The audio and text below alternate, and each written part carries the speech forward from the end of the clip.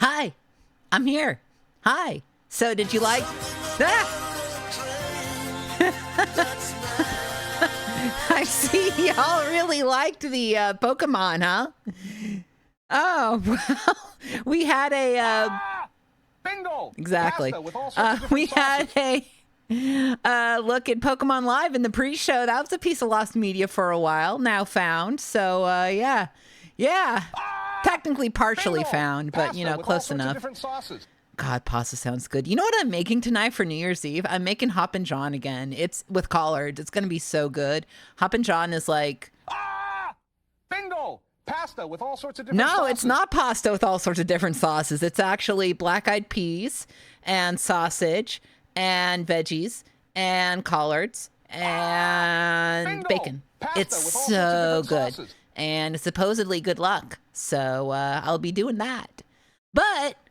we should end this year right. Fuck 2024. Ooh, what a shitty year this was, right? Right? Shitty. But, I mean, good things happened, too. I got my thyroid removed, and that was pretty good. But also, I had a lot of really bad drinks this year. Speaking of which, I have a new terrible drink for you. Hold on. There she is. This is not green. It is not putrid. Well, it is a little putrid. Let me open the can for you on mic.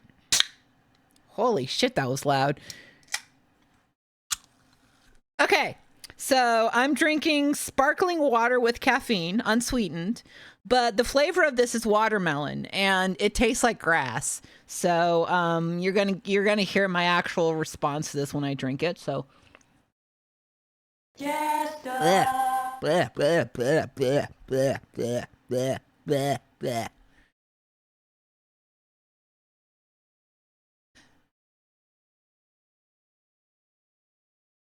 And what if I tried it?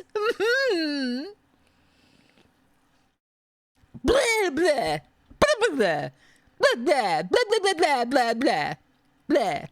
This is the same watermelon water from yesterday, and it is not a delight. It is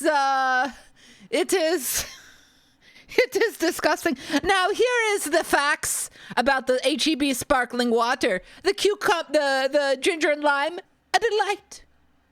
The cranberry and apple, a delight. Watermelon flavor, they gave up.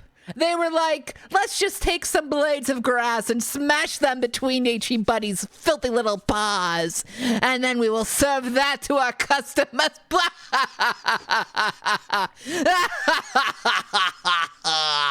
is what I assumed happened. But, folks. Do you like when media is lost? Everybody loves when media is lost. But you know what I love more than media that gets lost to time? Media that thought lost to time is eventually found. Now, technically, if you think about it, that is literally every piece of media, because every piece of media gets forgotten by some people and then eventually found if you think about it. Every single piece of media is lost and found. And I will be trying to go with actual lost stuff this stream, and not just things where it's like, oh, it was literally right here. I want to find things that are deep in the lost mines. Deep in there. Exactly. Everything is ephemeral. Everything lives and dies. Even video games. Even theme park shows, it all leaves. Everything leaves. And also leaving is 2024. So we're all set. Oof. All right, folks. The bleak soup has entered my system. I am now... fiddle-dee-deek. I am full and bleak. No, go away, ma'am. Okay. Folks... we're starting off with our first game, and if I may drop the persona a little early, we are going to start off with Lost and Found CD-ROM games. Starting off with Dare, Bluff, or Die. Now, this was a RPG, an educational RPG. I was lost for quite some time. Ooh, running a little low on product. And let me link you to the, let's see here, the wiki, the Lost Media Wiki. I'll be linking to them quite a bit for some info about this one. There's only one piece of media I'm showing that doesn't have a Lost Media Wiki entry. So, yeah, I'll be linking to them quite a bit. I know that Twitch messes up the links, but I don't know how to fix it. So just copy and paste, I think. So, starting off with a Dare, Bluff, or Die, which is in DOS Game Installer, which is crazy to me. This was, like I said, it's an educational CD-ROM that takes place in the Wild West. It's an RPG, and it's really interesting, so let's get started.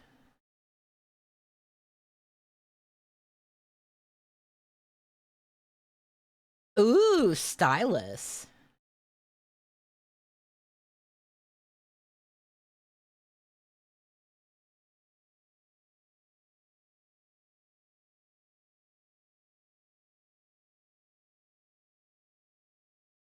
I don't...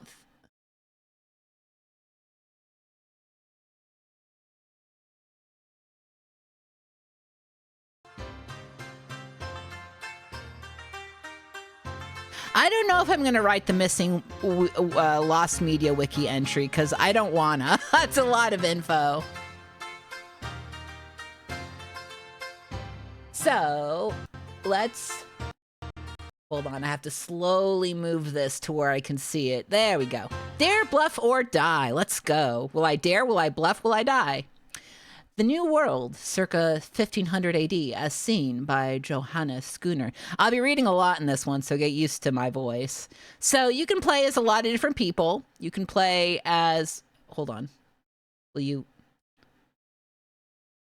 Usually it lets me click here, but that's okay. I can be African, Anglo, Hispanic, French, Native, or Asian. Yeah, it actually is about the different experiences of different groups in the Wild West. In whatchamacallit, I think at one point you can go to New Mexico and stuff like that. I'm gonna play as a Frenchman, cause did you know that there were French in Texas? That's crazy to me. You wouldn't think that Texas would be all up on that, but it is. So let's be a Frenchman in the Wild West. All right, type in your name, then hit enter. I am a gay French brat. Gay Frencher. I'm a gay Frencher, folks. No, we don't need to load previous scores. We're good. Let's go. Related to a French spy. Oh shit, cool. You know of explorer Pineda, who was sent to the West by Francisco de Gay in 1519. Okay. More. I like the buffalo surrounding me here. That's cool. You have made it your business to track Pineda's rival fleet to Cortez, tracing all of the mainland coast from Jamaica. It is then that you hear of Texas! Yes, we're going to Texas! Upon which Pineda has made frequent landings. Okay. You heard that Pineda explored a large central river for 40 days, contacting 40 villages. You've also heard the claim that this and other rivers are heavy with gold. Hey, guess what? It's not. You're a fool to do this. Like the Spanish, you do not doubt the stories of 9-foot giants and 4-foot dwarves. Wait. The French thought that there were giants in America? Maybe Wadlow is like 9 feet, but okay. Unlike the Spanish, the stories of these natives being laden with gold strike you as wishful thinking. Since the Knights Templar became rich controlling eastern trade routes, many French dream of repeating the same. Do I want to pirate, capitalize, or dream on?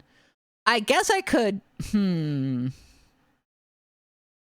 I guess I could capitalize, I could pirate, or I could dream on. Chat, do I want to dream? I think I want to dream on, like that hit TV show.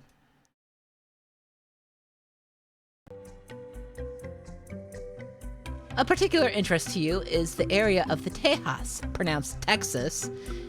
No, it's not. It's pronounced Tejas. Never mind. Your spy speaks of Spanish conflicts there. Northeast of Mexico establishes the new Kingdom of Leon, 600 miles wide, including South Texas. Granted by Philip II of Spain to Portuguese Don Luis del Carvalhal y de la Cueva in 1579, this territory has much promise. That's what I said when I moved to Texas. I was like, this territory has much promise. About to explore Texas, Tejas, Don Luis battles with the Viceroy of New Spain for the right to make the laws in his kingdom. He wins! The Viceroy in retaliation digs up proof that Don Luis is Jewish and is favoring Jewish-descended colonists. Wow! Wow, I did not know that anti-Semitism had a play in this, but I mean... Bros, anti-Semitism is still here in this day and age, but man, back then, Jesus Christ. Not good. The Inquisition imprisons him, tortures his family, and fuck you! Fuck you! Fuck the Spanish Inquisition! Many of the Southern French, including your own family, stem from Jewish heritage. Well, I'm escaping to America because this is shit. Yours is a mystical branch of Catholicism established during the Crusades and influenced by Spanish Moors. So is it like, tolerance is your key to success, but ethics come in many forms. You need to decide how to realize your dream. Furtively, forcefully, or diplomatically. I'll go diplomatic. This is an RPG. I'm choosing how to play. During the later decades of the 1500s, French pirates raided Spanish galleons off of Florida. I should have done that. I should have been a pirate instead. And I could have stopped the Spanish Inquisition by blowing up their boats. I really should have done that. I really should have blown up the Spanish Inquisition with my guns. I like the horse over here. I'm a horse. I'm a horseman. I'm a horseman. Horseman. So the Spanish protect Florida from French intrusions, going so far as to slaughter a colony of French. Spain, could you calm down? Spain, calm down. You're doing a lot of murder. A lot of murder. Like a lot of murder. French ships occasionally wreck on New World shores. Frenchmen are successful in obtaining native allegiance against the Spanish. Yeah, probably because we weren't slaughtering wholesale, I assume. Spain is continually in fear of the possibility of a large French naval attempt to conquer Florida and from there all of Spanish America. Well, maybe you shouldn't do mass murder, man. I'm sure the French are doing mass murder too, but you know, if you chilled out on the mass murder, Spain, you may have won diplomatically, but no. So at one point, a fleet led by Admiral de Coligny of 70 ships and 3,000 soldiers is supposedly planned by the French to conquer New Spain. Let's conquer New Spain. Meanwhile, in Canada, the French continue to lay claim to all of far North America as they work their way inland and to the west. I gotta say, I am learning a lot from this game. I did not know much about the French's involvement in Texas other than knowing that they were there.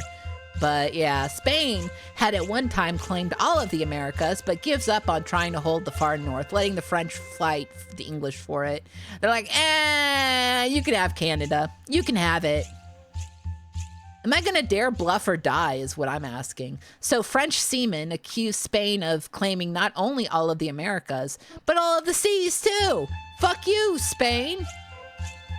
I mean, technically fuck France and Spain for trying to, you know, conquer America. You don't need to conquer.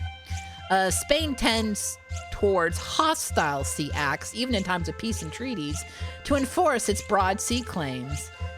I bet they try to claim the Gulf of Mexico. You can't claim the Gulf of Mexico. That belongs to the people and the dolphins.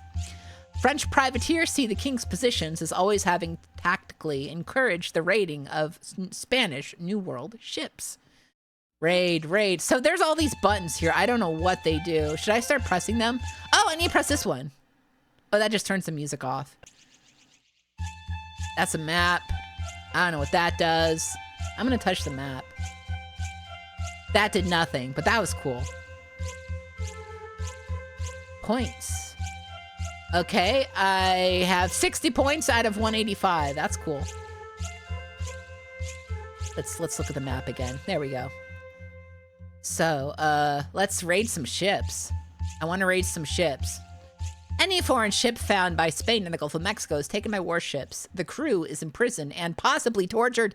Spain! Kind of stop torturing people. French smugglers get through to New Spain in any case. Yes! Thus is the pattern between New World French and Spanish established for the next 3 centuries.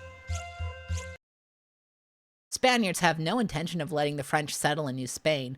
They are not even amenable to a little exploring. Attack Florida, go north, or smuggle goods. Well, we could just go to Canada, because I feel like I could do some good work in Canada, and it's cooler.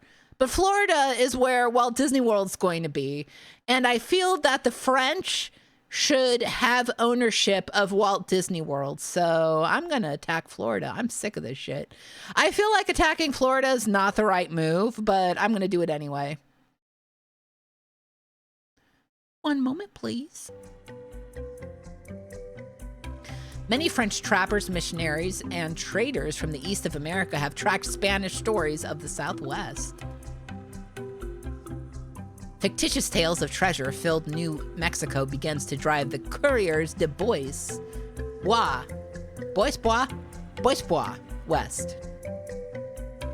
Unlike the Spanish, the French are mostly looking to trade with natives and with other Europeans.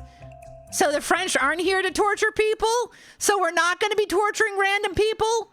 I don't have to torture random people because I don't want to. That's not my vibe. You are proud of the fact that your French brethren are recognized as the best, earliest, and most frequent explorers. Yeah, go France. From your standpoint, it is best to treat the natives well, a better policy than that of maintaining military fortresses. Thank you! Thank you, okay, good. Although many French trappers are a rough lot, their elegant side often leads them to become chiefs among the natives. Elegant Frenchmen, huh? Frenchmen frequently marry natives. Their descendants continue to trade. Yeah, I heard that happened a lot in Canada, and they formed their own society, the Métis. Or Métis. I do apologize if I don't know how it's pronounced, but yeah. You and your French compatriots have learned to master the wilderness. Sensitive to the spiritual reality of New World natives, it is best to be as sociable as circumstances allow. How far will you go? Okay, be medicine man, sexual union, or trade only. This game is so fascinating. I think it's time for some sexual healing of New Florida. Oh yeah. You gonna see some fucking? No one is more individualistic than the French trapper. Your lot fights the state and church monopolies of... Ooh, I cannot pronounce that. Let me try. Seigneurie and fief? The governor of Canada in the 1670s prohibits freelancing trappers for more than 24 hours in the woods on pain of death. Governor of Canada, what are you doing? I do like the French sex music. This rather restrictive law immediately produces some 1,000 plus outlaws. In the mid-1650s, you trade with Missouri and Mississippi natives for artifacts from Mexico and the Spaniards. Much of the trade becomes blocked by warring horse tribes such as the Comanches and the Kiowas. Man, that sucks. Please don't kill anybody. I don't want to kill people. I just want to trade and fuck. Lemoyne d'Iberville is a most famous trader and soldier from New France campaign against England and Newfoundland. Son of an Iroquois interpreter, d'Iberville pushes for a free hand in trading without bureaucratic intervention. Le free hand of the market. Although the leads contest forays into the West, he is stopped by the intertribal battles of the natives. All right, a lot going on. We don't need to stick our nose in that. In 1664, Don Diego Dioniso de Penalosa, ex-governor of New Mexico, offers to help France conquer New Mexico. France was in New Mexico? Did they eat green chili? Did they go to Meow Wolf? Tell me. Banished from New Spain after having been imprisoned, Don Diego plots a French takeover from the Mississippi. Oh shit, okay. Penalosa, lying, writes a fictitious tale of Quivara, reporting on a great sea nearby. So you're lying about the sea, okay. Oh, I heard of Louis Joliet! This guy crashed his boat! I learned about him in the Texas Museum, the Bullock Museum. He travels in 1673 down the Mississippi, investigating the tales of riches. If I recall, he crashes his boat. At about this time, the Spanish West is informed by the Pawnee that their tribes have been trading with the French. The new law in Canada makes an outlaw of you, even though your trapping only serves to augment your lives as a settler. Trap illegally, pay officials, or abide by law. I'm gonna trap illegally. I'm sorry, beavers, but I'm gonna trap the shit out of you.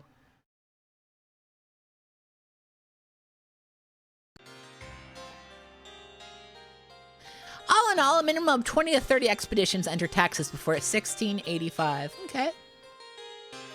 The French need trade routes to Santa Fe. The Spanish need to block these routes to protect their monopoly. In 1685, yeah, Bucky Beaver is Bucky no more. I can't think of a dead Bucky meme. Bucky's more like fuckies, I'm sorry. Anyways, in 1685, a ship belonging to the notorious French pirate Gramont is captured. 120 buccaneers are questioned in Veracruz. Are they tortured as well? Did you torture them? Did you just put a bunch of ice picks in them? Go like, or some shit? Denise Thomas, a buccaneer, states during the interrogation that 3 French vessels led by La Salle are on their way. Thank you, MTL Mars, for the follow. Appreciate it. It is stated that the French intend to conquer New Mexican mines. Did they succeed? I actually don't know. Thomas says that his information comes by way of servant friend of La Salle.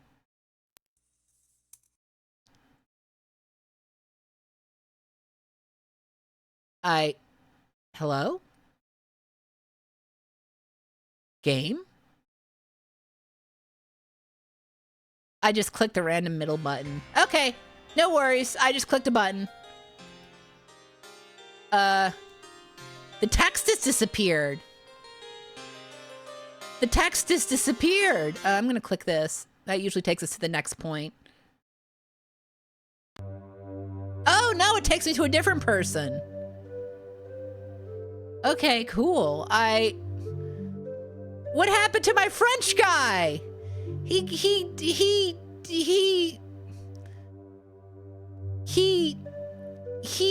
What happened?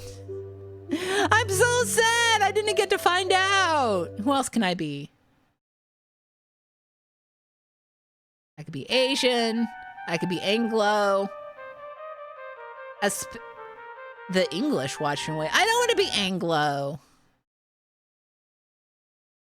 I want to be French again. I don't want to be, I'm gonna do murders. I don't want to be Spanish.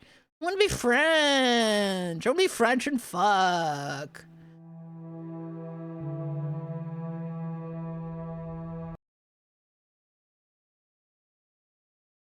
Come on, France. I do like that it's from all these perspectives. I really think that's interesting. And the data is like it's genuinely educational. Okay, I'm back to France. I'm back. All in all, yeah, I saw that. We did that. The expeditions, blocking the routes. Mm-hmm.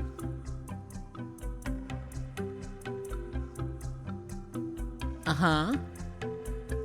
Thomas says that okay, I saw that. Here we go. As a merchant of goods, dependent upon trade, what do you suggest be done to your countrymen who inform the Spanish? Guillotine! Thank him or disclaim him? I'm going to turn the other cheek. I'm going to thank him. Actually, thank you for informing on me. It actually really helped. I love being informed on. Popular picture of free traders, one who wears beaver skins and rarely bathes. Well, I don't wear beaver skins, but trappers are famed among the natives for their odor. It apparently makes the Osage sick and are often called heavy eyebrows. That's so funny. They smelled so bad. Hold on. I gotta do something real quick. Trappers are famed among the natives for their odor, and they are called heavy eyebrows. That's so good. How bad do you think they smell? Once again, it doesn't want to help.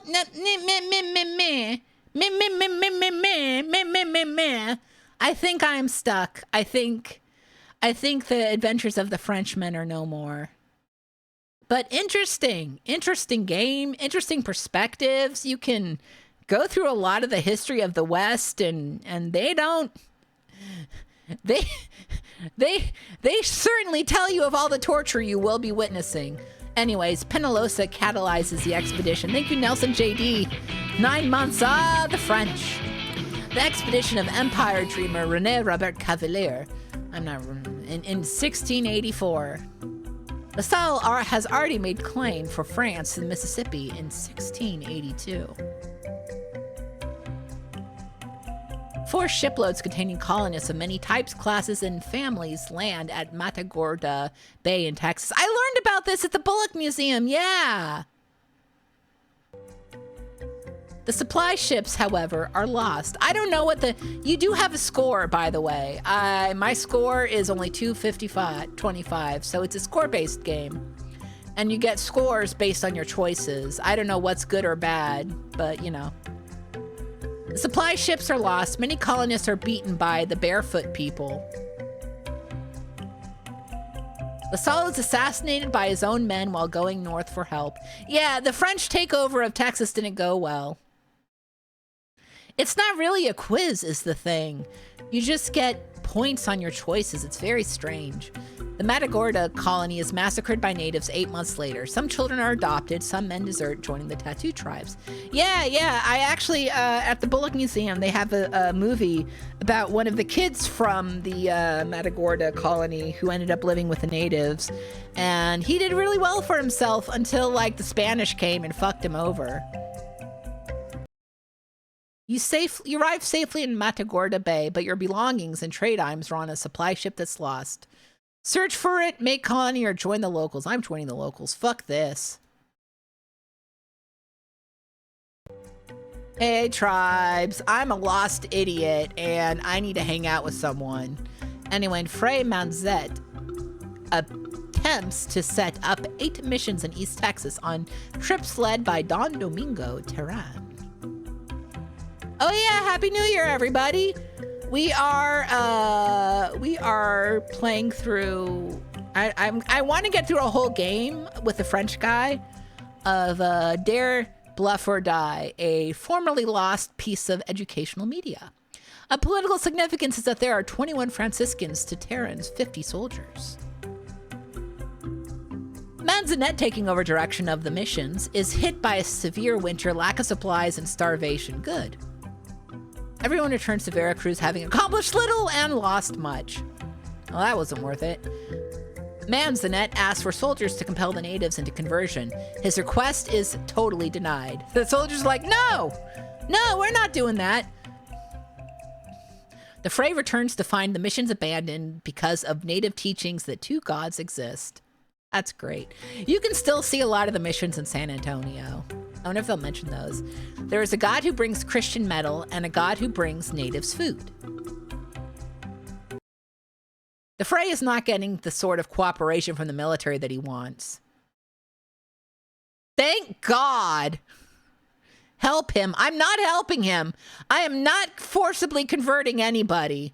I am thanking God that there are two gods, and I fuck the missions. Turn them into, I've seen the missions in California. Fuck the missions. You know what I had to do in school? I had to, in California school, in elementary school, they made you make a California mission, like out of construction paper and foam and shit. I fucking hated it. Thank you, Mo, for the follow, too. Thank you. Anyways, I'm going to thank God and not deal with anybody. I'm not forcibly converting shit. It's not my vibe. The early 1700s sees the wilderness being frowned upon, intermarriage considered bad, and the church trying to gain control. Fuck you! I'm a French trapper. I'll do what I please. However, to the free-roaming Frenchmen, many native women remain very appealing. Why is it so horny?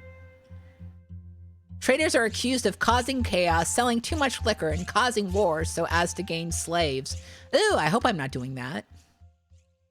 In many cases, the coureurs de bois rule de facto as far as the Europeans are concerned, most of the continental interior. Thank you, Cursed Ursid, for the follow.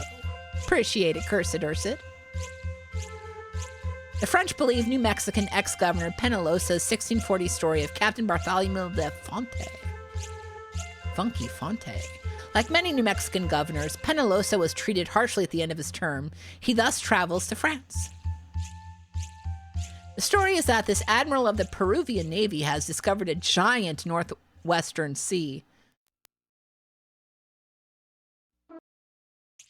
Spotted with islands, the sea supposedly reaches into the continent, a Boston ship having been contacted in it. The fuck are you talking about? The English published this account in 1708. Parliament will later offer £20,000 for the discovery of this rumored sea. The Russians, English, French, and Spanish all believe this story. Each has a secret program for establishing a claim. French traders are in contact with most enticing things in the New World. What do you place your bets on? Chat, my choices are women, liquor, and slaves. I don't drink. I don't want slaves because I'm a normal human being. I guess the gay man wants women.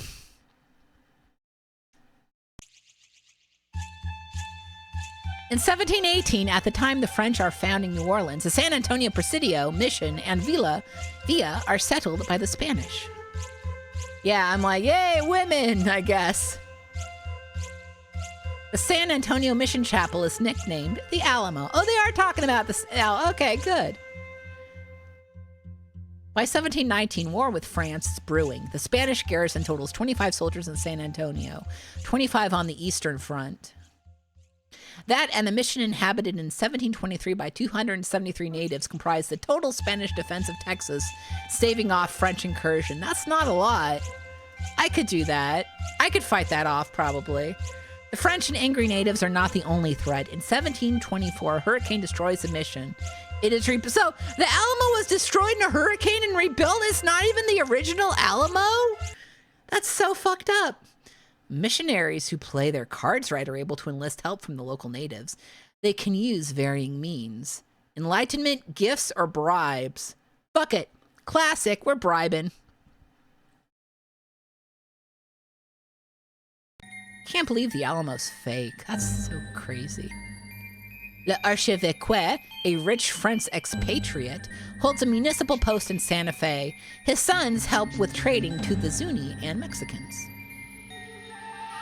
He recommends in 1719, after an Arkansas River expedition, that a reconnaissance mission be taken against the French.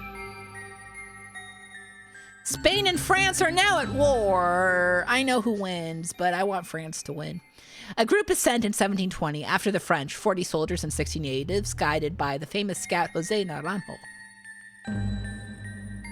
All are experienced and led by Lieutenant General Pedro de Villasur, previously General of Chihuahua and El Paso.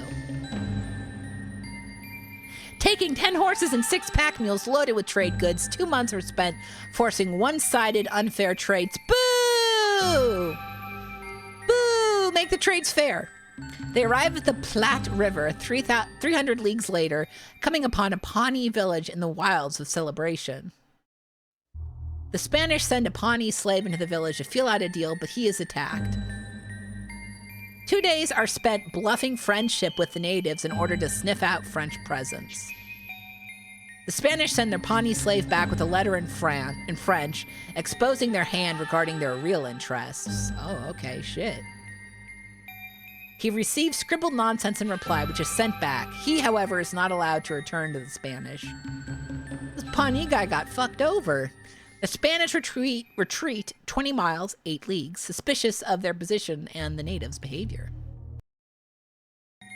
The next morning, the New Mexican expedition is half shot down in surprise. 12 soldiers and 40 natives survive. L'archevêque dies. The Spanish leave the plains alone from now on. It is likely that native rumors of unfair trading practices preceded the Spanish. It never is learned if the French were involved with the slaughter. The French heard that hundreds of Spanish attacked and only 2 survived in an East Plains massacre. By committing the Plains massacre, the Pawnee have inadvertently helped the French. How does the church respond? I'm going to be indebted. I'm going to be like, I'm in debt to you. Dude, let me know what you need me to do. Moreau of New Spain threatens war if France does not define and abide by the New France boundaries claimed by La Salle. La Salle? He's dead! They killed him! He's a dead man! Fuck him!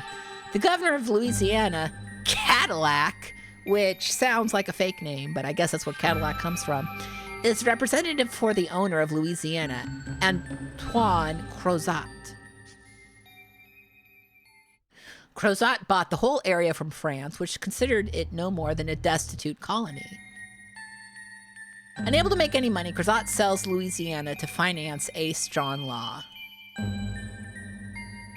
So starts the operation to be known later as the Mississippi Bubble, a speculation which naturally goes bust, as do most bubbles.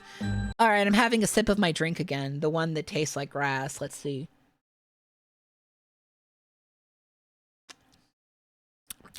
Nope, still don't like it. Excuse me. The area of Louisiana, spanning thousands of square miles, is viewed as a destitute colony. Not even the church wants it. Hey, it's cheap. Smapple, thank you for the 4-month resub. Real fun, lighthearted adventures to start the new year with. Yes, yes. The new Louisiana governor in 1717, Jean-Baptiste Lemoyne de Bienville, pushes on trades. The famous explorer, wedded to a native, Etienne de Viardard de Bourgemont, travels up the Missouri to the Dakotas.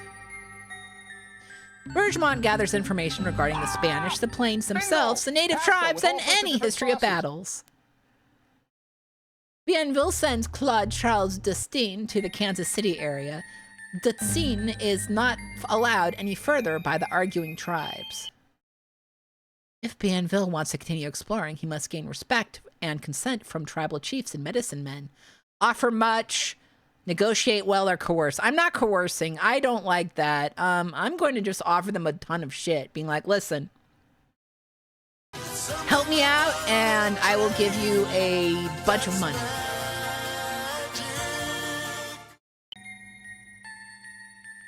The French pin trading hopes on Jean-Baptiste Bernard de la Harpe, occupying the Upper Red River in 1718. Let's hear it for Jimmy Thudpuck. La Harpe's mission is to open a commerce with the Spaniards of the Kingdom of Leon and New Mexico. La Harpe sends the Spanish missionaries a trading offer. The Spanish government responds, saying the French are in Spanish territory. The friars respond with a secret agreement. Actual war between the countries stops all trading. Saint Denis is replaced by Lieutenant Blondel, who destroys the mission. Aww. Well, I didn't want them. I don't like the missions either. Saint Denis has apparently angered some merchants who get Blondel to arrest the trading so lucrative to Saint Denis. The Harp attempts to establish another trading post at a native gathering near Tulsa on the Arkansas River. So we're at Oklahoma now, huh? The Harp is told how to directly go to Santa Fe country. However, warring Comanche and Apache stop his movement. In 1722, La Harpe is sent by Bienville up the Arkansas River. La Harpe recommends establishing a couple of trade routes, posts, but receives no official response. The friars might be open to underground trade, though their government is against it. I'll boldly suggest, friars, do some illegal trading with me, post haste.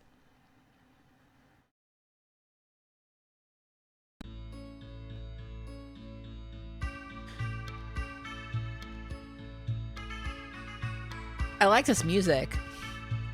Kind of reminds me of like French gin blossoms. Reports surface of French traders in Pecos and Taos in the 1740s. In 1749, 3 French deserters are allowed to stay in Santa Fe because of their working abilities: tailor, barber, and carpenter. So basically they wouldn't torture you if you were like good at stuff. Okay. New Mexican Spaniards used the Comanches as a buffer against the French.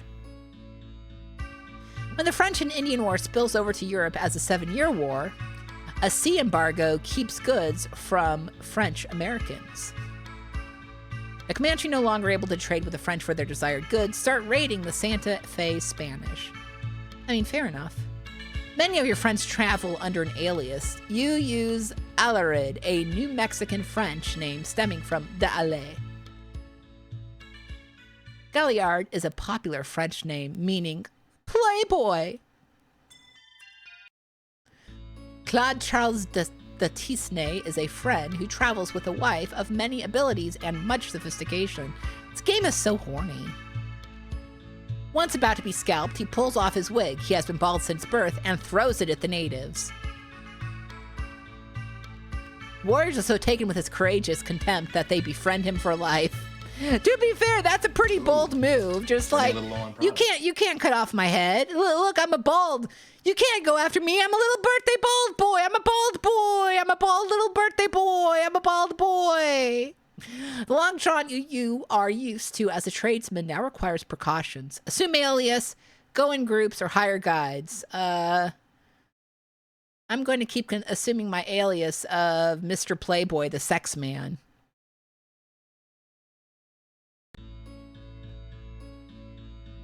The New World French are overridden by the English, for the English increase in population much faster. Fuck!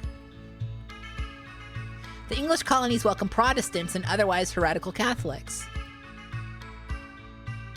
France is propelled into wars and famine through Louis XIV's reign of excess. Ah, man! No, we need the French Revolution! We need a revolution in France to cut off some heads! The total official French population in Louisiana in 1737 is 2,451. That's a lot. English goods proved to be better and cheaper than the wares of the French monopolies. Fuck! Fuck, our goods suck! Clearly, the English understand how to populate the New World successfully, but the French find them to be such heathens. I'm gonna go more native. I don't want to let him have it. I'm not here for holy wars. Go more native.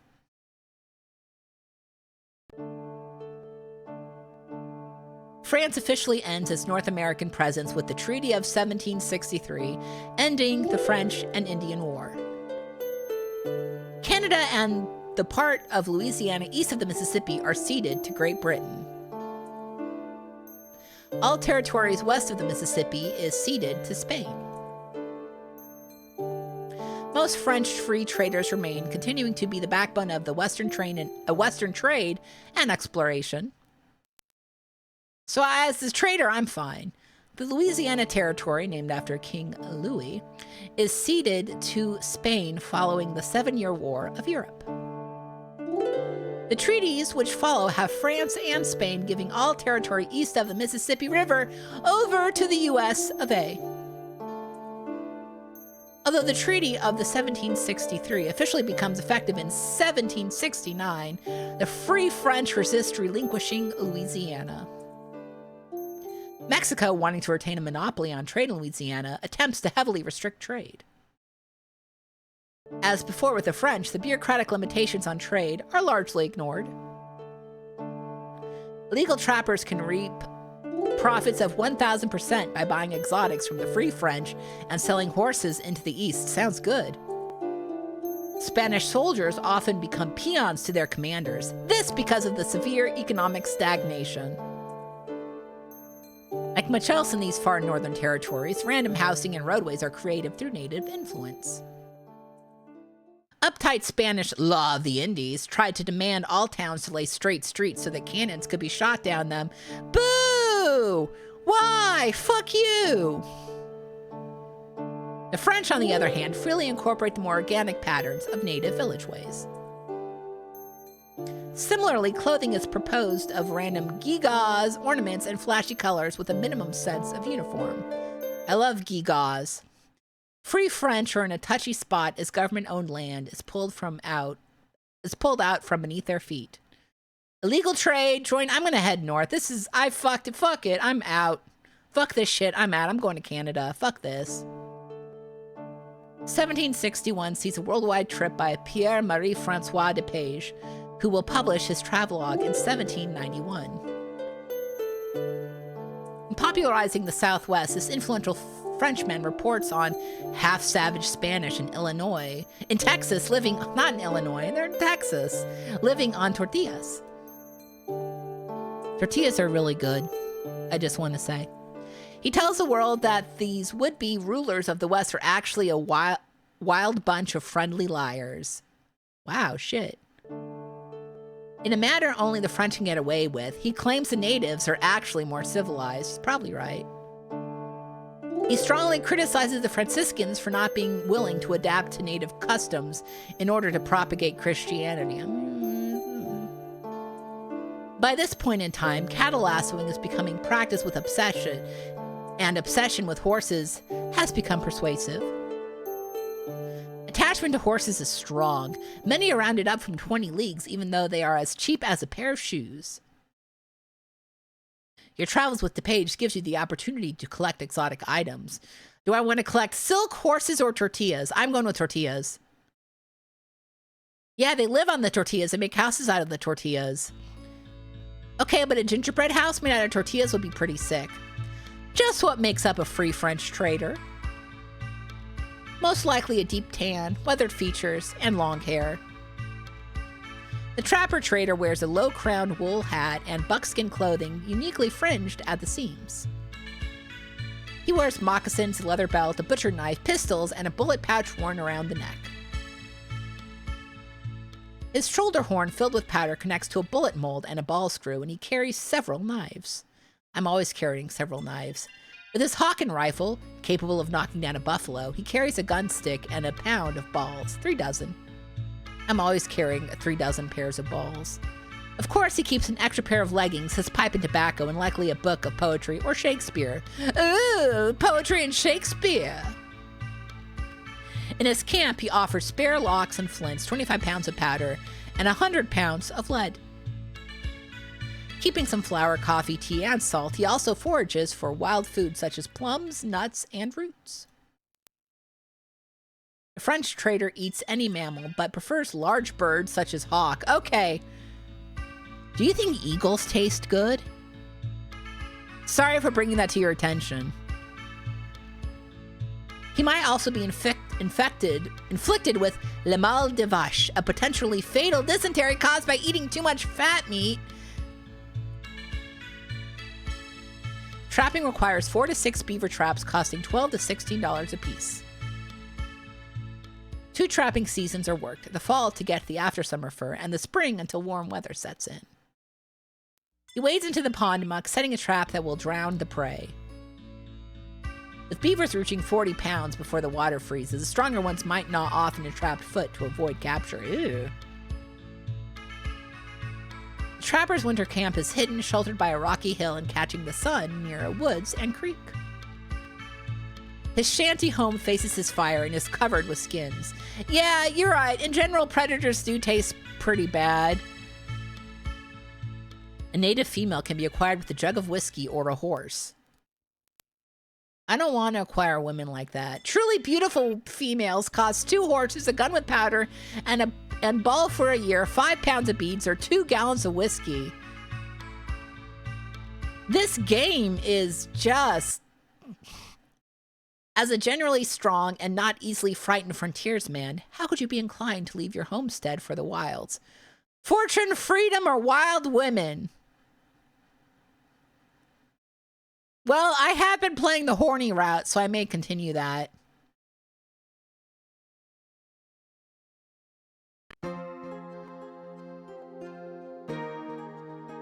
In 1803, President Jefferson asked Congress to support the Lewis and Clark expedition up the Missouri. The 1803 Louisiana Purchase paves the way in 1804 for the Lewis and Clark expedition. At this time, the Dakota region, stretching all the way to the Columbia River, is mostly unknown to Europeans. Wild myths of the area abound, many stemming from the 1500s. One such myth is that of the man-hating, arrow-shooting Amazons who have their right breast removed. I heard about this! Or of Welsh-speaking natives who are descended from pre-Columbian Britannica. Of great advantage to the Americans are the intrepid Frenchman's notes. Thus, Lewis and Clark speak of hordes of gnats and mosquitoes making the air almost unbreathable. Yeah, that makes sense. They speak of scum water causing boils and stomach sickness. Yeah, that makes sense. I fell in a bayou once. It's like that. Finding the Sioux unfriendly, their attitude with the natives is one of centered but diplomatic confrontation. They report on... You can't use that word anymore, folks. They report on the native women of various tribes as being quite good-looking and fond of caressing men. Why are you so horny? Where whites have already been, such as the Pacific Coast, venereal disease is found to be all too common. Ew. The life of an explorer looks to be more exciting than frontier ranching, but lacks any form of security. Do I join the team, explore alone, or keep farming? I'm gonna keep farming for some hot babes, I guess. (1816) brings on stage the ex-revolutionary privateer Louis Ari from the arena of Haiti. Having assisted Bolivar and other Southern American leaders, he backs the Mexican revolutionaries in Galveston. Uri declares Galveston to be a legal port of what is now the almost extinct Mexican revolutionary government. Ari's black slaves manage to escape back to Haiti. Good. Fuck that. Fuck slavery. Ari is joined in Galveston in 1818 by 27-year-old Francisco Javier Mina. Mina, having fought in Spain against Napoleon and King Ferdinand, has English and U.S. support for a Mexican invasion. The same spring day, which finds Ari and Mina departing down the Mexican coast, brings on stage privateer Jean Lafitte. Formerly of the New Orleans arena, he and brother Pierre are famous as good guy smugglers. Jean sets up a new government on Galveston Island. The Lafittes have made a secret pact with Spanish agents in New Orleans to betray the revolutionists. No one knows for sure whether or not this is a bluff to cover the Lafitte's pirating and privateering of trade lines. Ari returns, and instead of fighting the Lafitte's for his old position, he leaves to find better grounds off Florida. Mina and other revolutionists return to Mexico and are killed. The revolutionists halted for yet another 3 years. Maintaining a ranch is pretty tough business while battles rage across the country. I'm gonna go to the city. Leave to city. Oh, there we go. The French and American Revolutions proved to be catalysts for the Mexican Revolution. A history of insurrection has existed in Mexico since the days of Montezuma. There are 4 classes of folks in Mexico. The mestizos, natives. I don't like the name mixed, so I'm just going to say mixed race. That's a not good way. Don't use the word breed ever on human beings. They're humans. Natives, Creoles, and Gachupins. The Creole are local born. The Gachupins are immigrants from Spain who enjoy special privileges according to law. Texan society is not class-oriented because pretty much everyone is poor and Spanish immigrants do not settle there. Yeah, that sounds about right. Napoleon overthrows the Spanish king and installs his own brother on the throne. He sends emissaries abroad to undermine the Spanish Empire, thus fomenting rebellion in New Spain. General Octaviano de Alvar tries to encourage revolt in Texas. Arrested in 1808, he says he is on the way to Mexico City as a friendly emissary. The Alvar is held in San Antonio. He has returned to Spain, but not before talking insurrection with leading rebels. So it is that Father Miguel Hidalgo y Castilla is encouraged to lead the first outbreak in the revolution to come. Texas may become a battleground. Whose side are you on? Mexico, Spain, or the United States? Fuck it, Mexico.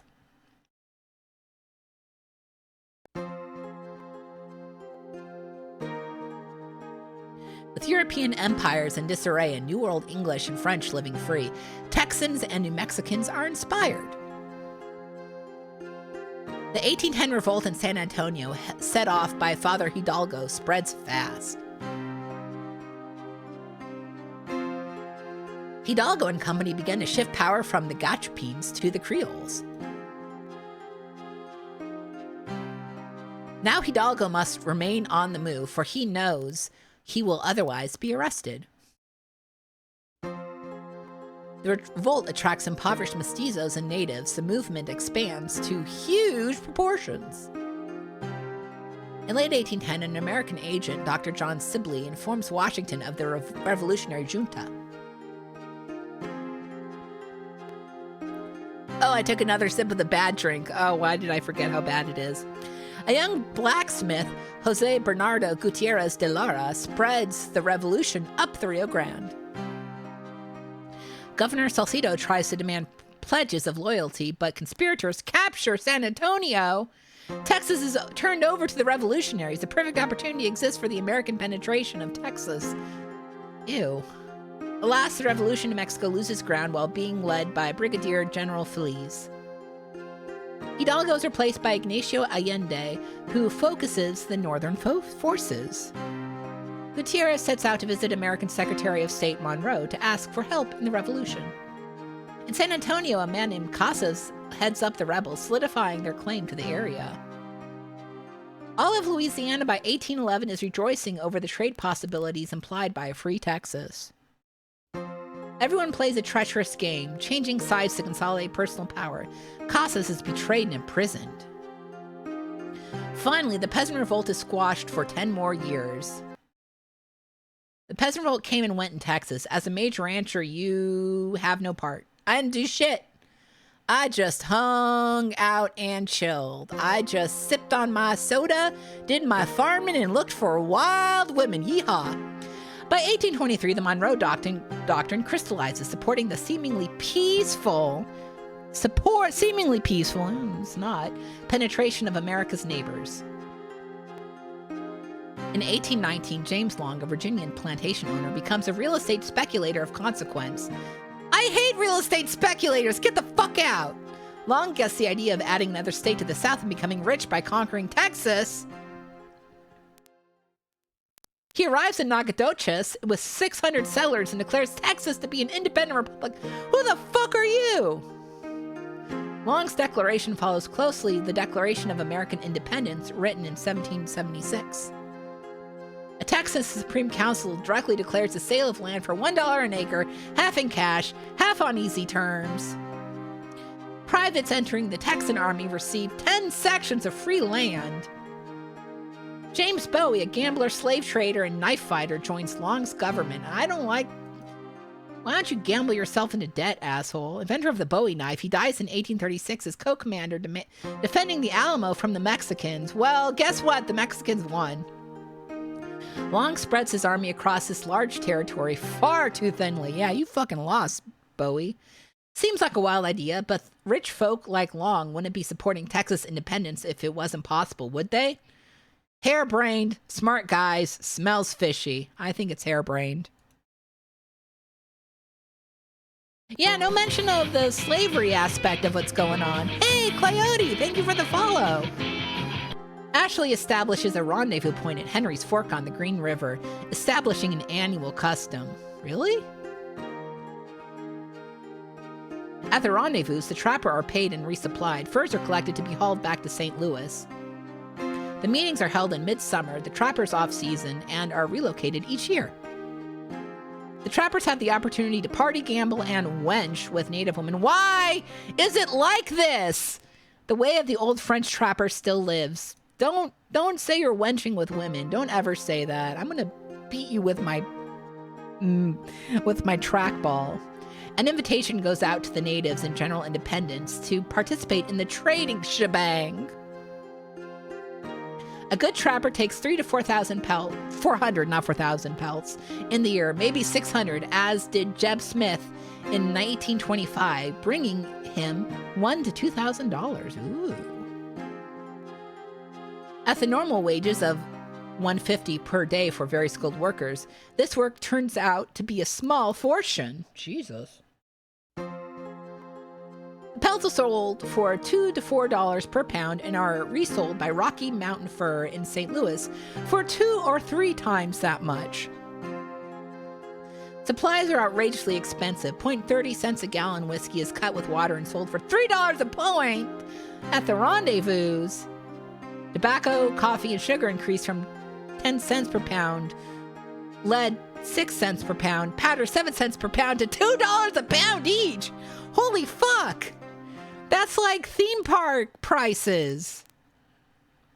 Fair, crooked, fun, or deathly, by the 1830s, the whole Rocky Mountain area has been explored. Having made a living as a sharpshooting mountain man and with furry critters rapidly disappearing, what are you gonna do? Tracker, mercenary, or hunter? I don't know what a tracker does. Being a mercenary sounds fun. Yeah, they watered down my whiskey! Scouts are typically either trappers or natives. They fill many roles: diplomat, courier, and forager. Unnatural details are obvious to a good scout. He knows the lay of the land and special healing techniques. Scouts pride themselves on carnivorous habits. The famous brigadier would go without bread for 17 years. So the original low-carb boys, huh? Vegetables are rare in the Rockies. Sometimes scouts eat 8 pounds of meat per day. Oh my god, they have the worst farts. Live dogs are easy to include in a mountain trip. Sometimes strays make for a feast when nothing else is handy. So the French were just eating dogs? I guess. Watch out, lassie. There's a Frenchman over there. Scouts eat desert crickets in the stew, or they stick their arms in anthills and lick off the live ants. Buffalo Bill Cody, a teenage runaway from Kansas, becomes one of the most famous scouts. In 1831, Joseph Redford Walker leads a covertly political trapping expedition for the U.S. spy Benjamin Bonneville. Captain Bonneville gathers information which leads to the U.S. expansion and control of the West. 1832 is the first of 2 poor trapping seasons. Good fur is becoming scarce, and the Blackfeet start giving settlers trouble. By 1833, the Rockies are trapped out. Competition between trappers has decimated the animal population. Well, that sucks. As furs run out, you must trade a different commodity. Information, textiles, or slaves. I'm going with textiles. I'm sorry. I'm not doing slave trading. As much as I can. Yeah. Antoine Leroux is recognized expert on the Rio Grande and San Luis valleys. This is a long game. I've been playing this for like an hour. Leroy is of French and Spanish ancestry. Relatives of his of his live in Taos, New Mexico territory. His wife, Juana Catrina Valdez de Vigil, inherits a Spanish land grant of, how much is that? 500,000 acres near Taos. Holy fuck. While surveying their newly inherited land, they discovered ruins, including Montezuma's castle and well. U.S. General Kearny captures Santa Fe without a shot. Spanish Governor Armijo has fled. LaRue leads the red-bearded Captain Cook to a wagon road crossing the southwestern Rockies to San Diego in 1846-7. Sorry about my voice. It's the beginning of cedar season, and I have a nasty post-nasal drip, so I'm sorry I'm a little congested. The wagon train includes a 400-man Mormon battalion, oh boy, spreading west at the governor's expense. LaRue goes via Tucson, scouting ahead of the rest for a week at a time. Cook stubbornly turns directly west, 6 miles north of the pass LaRue intended. Ooh. We are running low on product. We're running low on beavers! Through Guadalupe Pass, Cook drags wagons over rugged mountainous terrain. Soon, thousands traverse the same route on their way to the California Gold Rush. Ooh, good luck, there's not much there. By 1849, LaRue is an official Comanche trader and the delegate of the New Mexico Territory. Heading through the Rockies can be grueling, but setting up first in a trail town can mean wealth indeed. I'm gonna get advice. I don't know what the fuck I'm doing.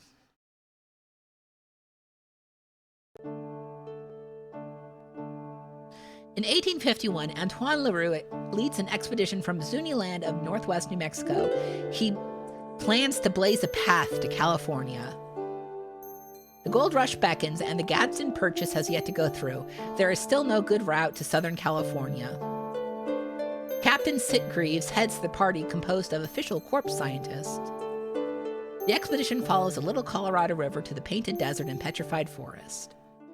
They pass Coconino Plateau with its amazing cliff houses. They fight the natives by the Yampai River, having previously stolen from them. Oh, that's nice. LaRue's party meets up with the Colorado River and trades with the Mojaves. Further adventures include an attack by the Yumas before arriving at Camp Yuma at the Colorado and Gila Rivers in 1851. All in all, LaRue blazes a southern route of 657 miles over some of the harshest land in all of the country. I guess.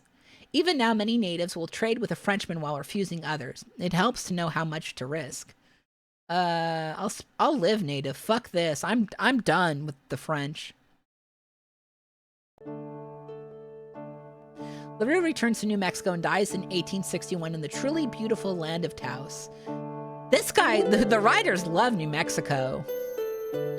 The Santa Fe Rail will follow up on his surveying and trail guiding come 1885. You know the French communities gathering in mountain and river towns. A good place to run an honest poker game.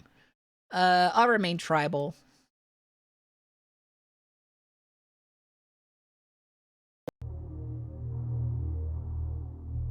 John Augustus Sutter, a German merchant, flees bankruptcy charges and arrives in California in 1839 via Hawaii. Sutter introduces an introductory letter from the U.S. consul in Hawaii and much charisma to penetrate Mexican-Californian bureaucracy. Sutter persuades the Mexican government to grant him 50,000 acres. He becomes a Mexican citizen.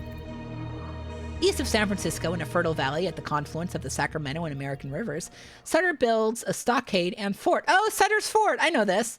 He takes up the title of captain and establishes a reputation for kindness.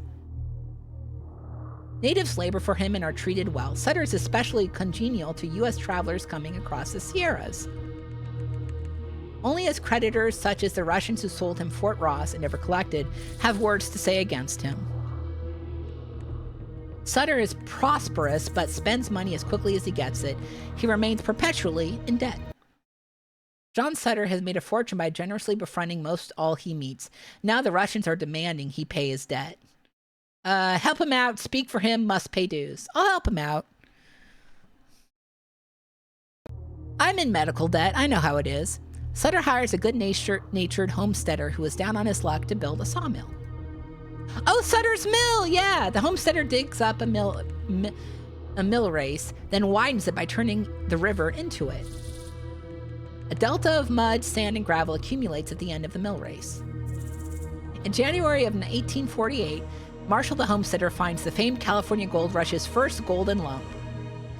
They pound the gold to test it. Fool's gold shatters when hit. In disbelief, they boil the gold with lye and baking soda. It remains unchanged. Finally, with excitement beginning to peak, Sutter drips nitric acid on the gold. Still, it remains the same. He weighs it against an equal part of silver, then submerges both sides in the scales in 2 bowls of water. The gold side sinks due to greater density, and at that moment, the men face the reality of a gold strike. In 1849, a California newspaper mentions the gold mine found at the sawmill of Captain Sutter. $30 of loose gold is gathered in a short time at the Sutter mine. Word of gold goes out across the state. People come charging into California from the U.S. and from all over the world. Sometimes a miner must take an estimation of what is real gold and what is fool's gold while digging. How to do this? Pound it, lye and soda. I'll do the nitric acid test.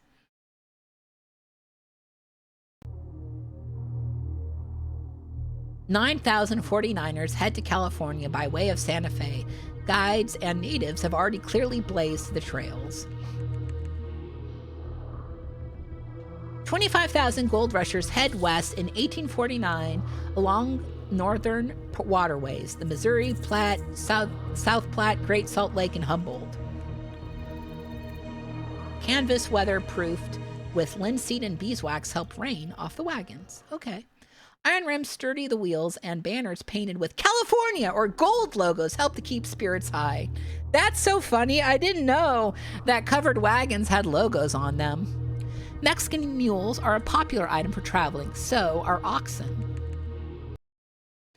It is a darn long haul across the North American continent. What vehicle do you use for the journey? Ox!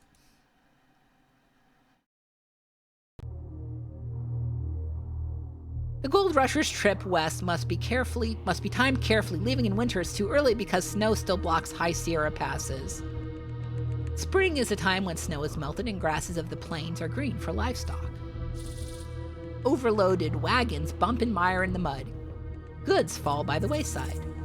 Much wagon space is needed for food, fodder, and water in arid regions of the west. Cholera and dysentery strike many. Bacon and sea biscuits provide the staple diet. The going is often rough, and bad feelings brew along the long and winding trail. It did it again! It froze on me again! I'll click there. I don't know what I chose. Yeah, I was gonna say there's a lot of Oregon Trail in this. Comstock is a mecca for rushing miners, starting in the 1850s and continuing almost to the turn of the century. Had another sip of the bad soda, folks. Bad toss, bad soda. Black sand is tossed aside. Later, it's turned out to be silver. Bad toss. Discoveries around the Grand Canyon support 150 miners. They make $650,000 from the gold placers. Miners work in California gold fields through the winter months and in Carson Valley in the summer. Ethan Allen and Hosea Grosh are seemingly alone in their quest for silver. A monster ledge of silver ore is uncovered in 1853. Before they discover another motherlode in 1857, Grosh strikes a pick into his foot. Ow! Allen dies that winter from frozen legs, which he refused to have amputated. Goodbye, legs! Yet another mammoth 2-part ledge of precious ore is discovered in 1859. James Finney, Alec Henderson, Jack Yount, and John Bishop strike Gold Hill. A few months later, they find Old Red Ledge. Patrick McLaughlin and Peter O'Reilly discover gold in the sparkling sand of a spring head at 6 Mile Canyon. Silver grains get bigger as they dig deeper. Finally, they strike a solid ledge, part of the silver vein's main lode. Henry's Page Comstock, a joker, generally regarded as a madman, comes forward to say the spring belongs to him and Emmanuel Penrod. O'Reilly and McLaughlin realized their trespass. They all decided to share in a four-way partnership. They claim a quartz vein, leaving the men each 1,500 feet instead of the mere 50 allowed for placer deposits. More partners are needed to help build 2 arastas for crushing the ore. J.F. Stone, a trading post owner, and Judge James Walsh, a mill and mine owner, send out some samples for an assay. Stone's assay shows a prospect of 3,000. Hold on. 1 second. Windows just tried to update in the middle of my stream. Fuck you. Let's go back. Anyways,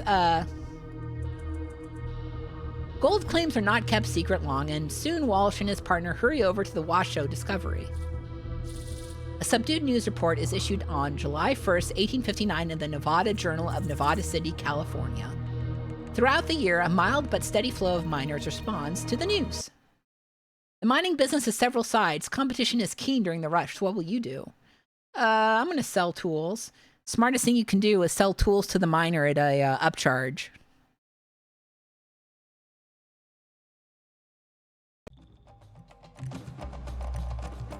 In 1860, miners speed to the silver strikes at Comstock, Nevada in a full-on rush dubbed the Rush to Washoe. The natives are wary of all the new people pouring into the states, these new Californians. I'll tell ya, that's what happened to Texas. The newcomers flood in from everywhere. Many of them are on foot. Some are even pushing wheelbarrows. I love that! Just walking in my wheelbarrow, yeah. Among them are animal people, so furries, tradesmen, and supply folk. Everyone wants a hand in the money barrel. Shit, same. Near the major finds, towns are up and operating almost overnight. Virginia City, Gold Hill, and Silver City are new burgs created to distribute the golden wealth of Sun Mountain. Without government or law enforcement agencies, mining districts with rough boundaries are created. The laws and informal codes of California are gradually adopted in the Comstock area. Planners elect political officials who decide what is best for the community. They lay down rules of social conduct. Lawmakers are mostly concerned with the locating, recording, transferring, and selling of claims. Communities decide they need more officials. Justices of the peace and constables are elected. In the throes of a precious metal rush, no civic control is possible. Where will you reside while participating in the rush so as to finance a ranching operation? I'm in a tent, baby. The rush of thousands into the Comstock area put intensive pressure on the natives who still live there. Sorry. One example of how poorly the Anglos and natives interact is the Pyramid Lake War of 1860. Native Pites and their Bannock allies had raided emigrant wagon trains through the 1840s and 50s. The Carson Valley area, indeed any area which Anglos perceive as valuable, is threatened by ruthless exploiters. Bannocks retaliate when Anglos capture a couple of native women. They kill 3 whites and incinerate a railway station. Well, don't capture women! Don't do that! White miners and settlers are enraged by the Bannocks' payback. A cycle of revenge begins. That sucks! Don't capture women! The natives ambush a motley crew of white army personnel at Pyramid Lake. Of 105 white men, 76 die at the hands of the natives, and most of others are wounded. Comstock residents fear for their lives. They believe the Bannocks will slaughter them all. Colonel Jack Hayes enlists 150 local volunteers and 200 more regular army men arrive from California. Is a massacre going to happen? The Anglo-Americans and natives collide in battle. 160 natives, but only 2 white men, die. Natives thereafter earn justice for their dead kinsmen by raiding the Pony Express and stage stations. Yeah, I get it. Many would like to see the cycle of revenge curtailed. Make a truce, communicate, kill the enemy. See, I'm with the natives, like that's the path I've been choosing. So I'm afraid that if I choose kill the enemy, it actually means kill the natives. But I want to kill the white guy. But I'm gonna try to communicate. Be like, hey, stop the murder over here. In the 50-foot deep Ophir shaft, one of the two largest, a silver ore body 10 to 12 feet wide, is easily mined. At 180 feet, an ore shelf 40 to 50 feet wide is found, but due to soft and crumbling ground, timbering the shaft is impossible. The young German engineer Philip de Deschimmer developed square set timbering in 1860. Square set timbering, framing timber in rectangular sets, interlocking cubes, and modifying the length as desired. Ore is picked from the cube. The cubes are filled with waste rock to form a solid pillar. Planks are laid for a floor. Square set timbering is effective. Miners copy and use this tunneling technique throughout the Comstock lode area. De Deschimmer neglects to patent his unique method. He loses a chance to profit from his invention. Aww. Square set timbering is not perfect. Problems arise in the form of fire, heat, and water seepage. Yeah, fire would be bad. Having done extensive building on your ranch and milling operation, how can mining operations be improved? Ignore Germans! Drain water or wider tunnels. I mean, I guess I'm not going to ignore the Germans. I'll do wider tunnels. From the discovery of gold and silver in the late 1850s up to the 1880s, Comstock produces 309 million in precious ores. Money generated from precious metal in the rest of Nevada outside the Comstock area totals over $138 million. That's a lot, man. Other strikes like Eureka and Aurora are short-lived but profitable. Aurora produces 30 million in 9 years. New towns such as Reno are spawned in 1867 by the first transcontinental railroad, the Central Pacific. Railroad owners take advantage of territories, pay no taxes, make and break towns at will. Still, they create prosperity. Are you sure? Population in gold rush districts will zoom from 6,000 in 1860 to over 60,000 by 1880. Some of the settlers farm and operate ranches in the 1860s instead of fighting for the gold. The railroad parallels the Humboldt River. Residential and commercial development soon follow. Stocks are gambled away like imaginary toys, a part of the social etiquette for the fabulously well-to-do. Bankers and mine owners are privy to information on mining booms and busts. They manipulate the malleable gold market.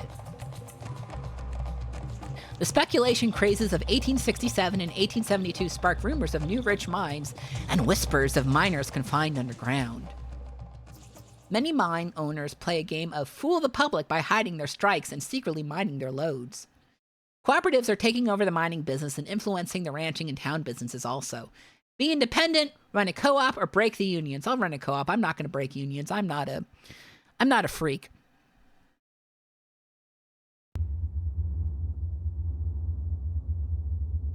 Mules and horses are loaded with supplies and walked across America. Pack trains are the most common transportation. Burros and mules walk sure-footed on steep cliffs and precipices. Horses are not so agile. Several mules are connected by a single rope. The mule leader rides, the rear driver walks. Mules are pulled, burros are pushed. Burros are not tied to the pack train. They are driven in herds like cattle. Okay, I'll get to the 9th century spirit. Time to manipulate everybody and ruin the towns. Trained dogs, such as sheepdogs, run around the burros and keep them in a manageable group.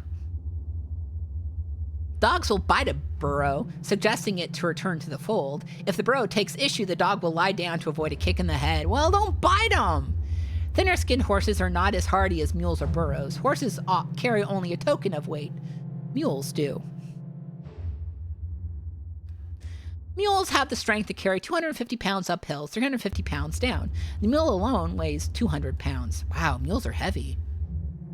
Food for mules must be packed and carried, while burros contentedly eat the scant, bristly mountain grass along the way. The loud, harsh brays of crying donkeys earned them the moniker Rocky Mountain Canaries. Donkeys carry thousands of pounds of ore sacked in raw hide over the treacherous, seemingly impassable cliffs. Often considered expendable and driven to death, donkeys are loaded with pack racks weighing up to 700 pounds. That sucks, poor donkeys. You've learned to hold your own in the West and have fought to defend your choice gold claim. Which is your favorite animal? The burro.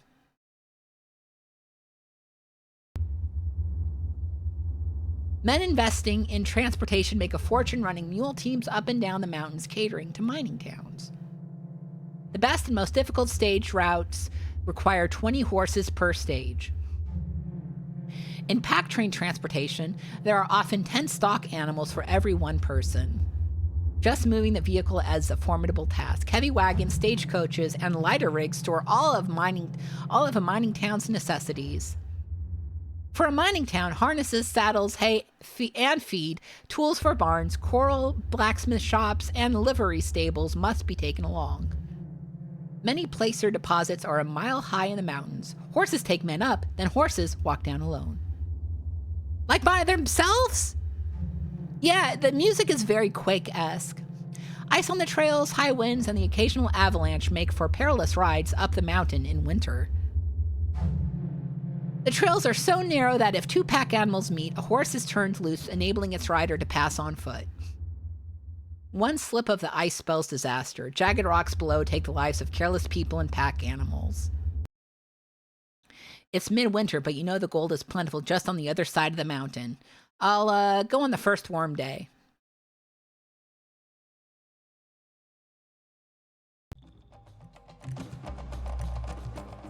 Sam Bass, a veritable legend in his own time, champions small farmers of East Texas. Bass and the farmers believe that banks and railways are ruining their lives. Others call these things progress. Bass, born in Indiana in 1851, is a charismatic man through life. He walks with a stoop and speaks with a nasal twang. So do I. A man of medium stature, Bass is 5 foot 8 inches and weighs 140 pounds. In Denton, Texas, 1870, Bass races a sorrel mare and wins enough to raise him several rungs on the social ladder. Bass and a gambling partner travel north to Deadwood, South Dakota, where they lose all their cash almost overnight. Deciding to become an outlaw, a common if not honorable profession, Bass organizes a crew to rob stages. The first attempt at a stage robbery is a disaster. The stage driver is killed. Well, good job, assholes! The man wielding the shotgun with an itchy trigger finger is a Canadian named Reddy. Reddy is chased out of Dakota and eventually identified and lynched in Texas. Bass robs several more stages and manages not to kill anyone, but the robbery business gives him low returns. Finally, in 1875, Bass and his people prosper from the robbery of a train at Big Spring, Nebraska. They take $13,000 from the passengers and $60,000 in double eagle coin pieces. The gang splits up as a search party comes after them. 2 of the thieves are shot. A man suspected of association with Bass seems to be spending too much money. He is hunted down and killed. It's getting delightful. I don't know if the questions do anything other than affect your score. Speaking of which, let's see what my score is like now. That's not bad. Bass takes his loot back to Denton and recuperates from his hard life as a criminal refugee. Meet Bass in Oklahoma. He says he is headed down to Texas. I'm going to ask for money. Give me money.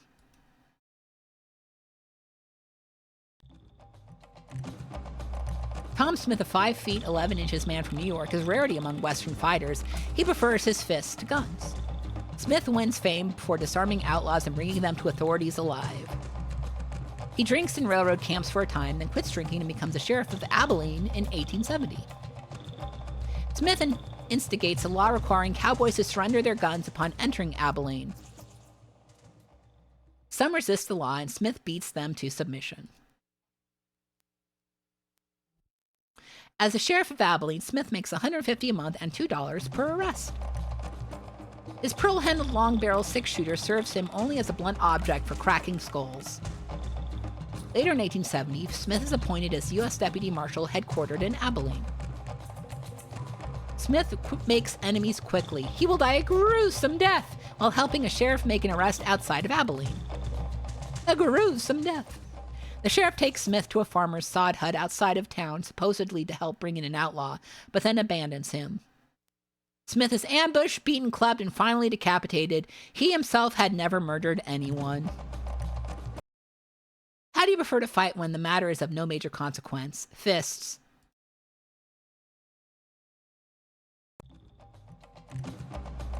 John Kingfisher is born in Texas in 1854. He is jailed from his 16th to his 18th year for horse stealing. The famous and stylish Kingfisher, 6 foot and 186 pounds, is a deadly, cold, and courageous man known on the Nueces Strip. In the terrible 1870s, the land between the Rio Grande and Nueces rivers is utterly lawless. Fisher loves it. Kingfisher wears the finest clothes available. He is dapper and handsome at all times. Ooh la la. Fisher's favorite accessory is a white Mexican sombrero with gold and silver lace. Okay, that sounds kind of sick. He wears a Mexican buckskin short jacket, heavily embroidered with gold, and a colorful silk handkerchief at his neck. His shirts are the finest white linen. A crimson sash splashes color around his waist. Kingfisher is a frontier dandy desperado. His apparel eccentricities are unmatched. He's a dandy, huh? Okay. He wears black patent leather boots with intricate trimming to lend effect to his outfit. At his hip, he packs a Colt 45 with a black gutta percha handle and a blue bronze steel cylinder and barrel. The Colt is a gift from Porfirio Diaz, who becomes president of Mexico. Fisher is impressive and outlandish, but not a show-off. He earns the respect he gets. You are generally just viewed as a 2-bit outlaw. Do you wear any of the finery that Kingfisher wears? I want to wear the cool sombrero.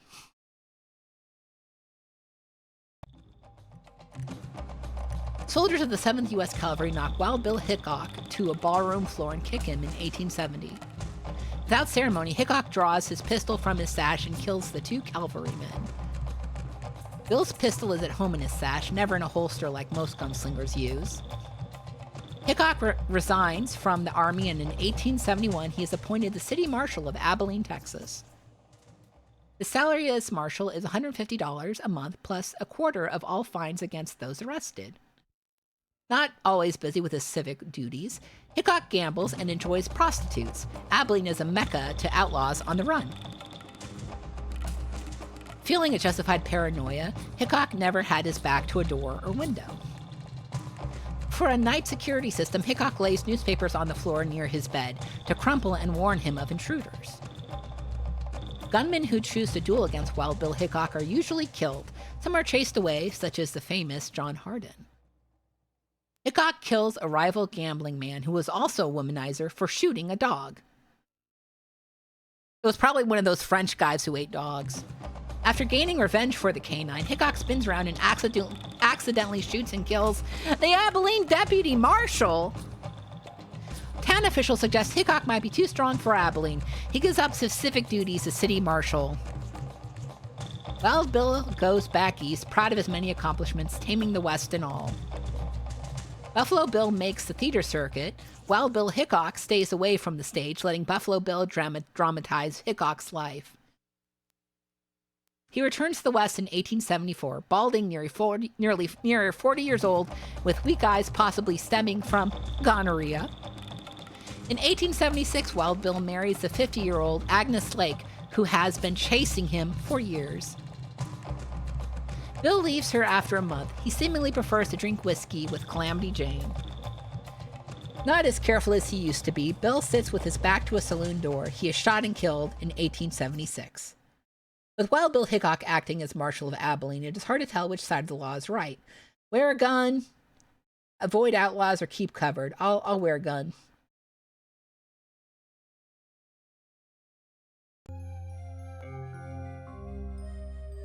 Nothing is heard from Jesse James from quite some time. Then he hits another bank in 1875. The greatest steal in James gang history soon follows, $60,000 from the Kansas Pacific Railroad at Muncie, Kansas. The express car and passenger cars all contribute to the money pile.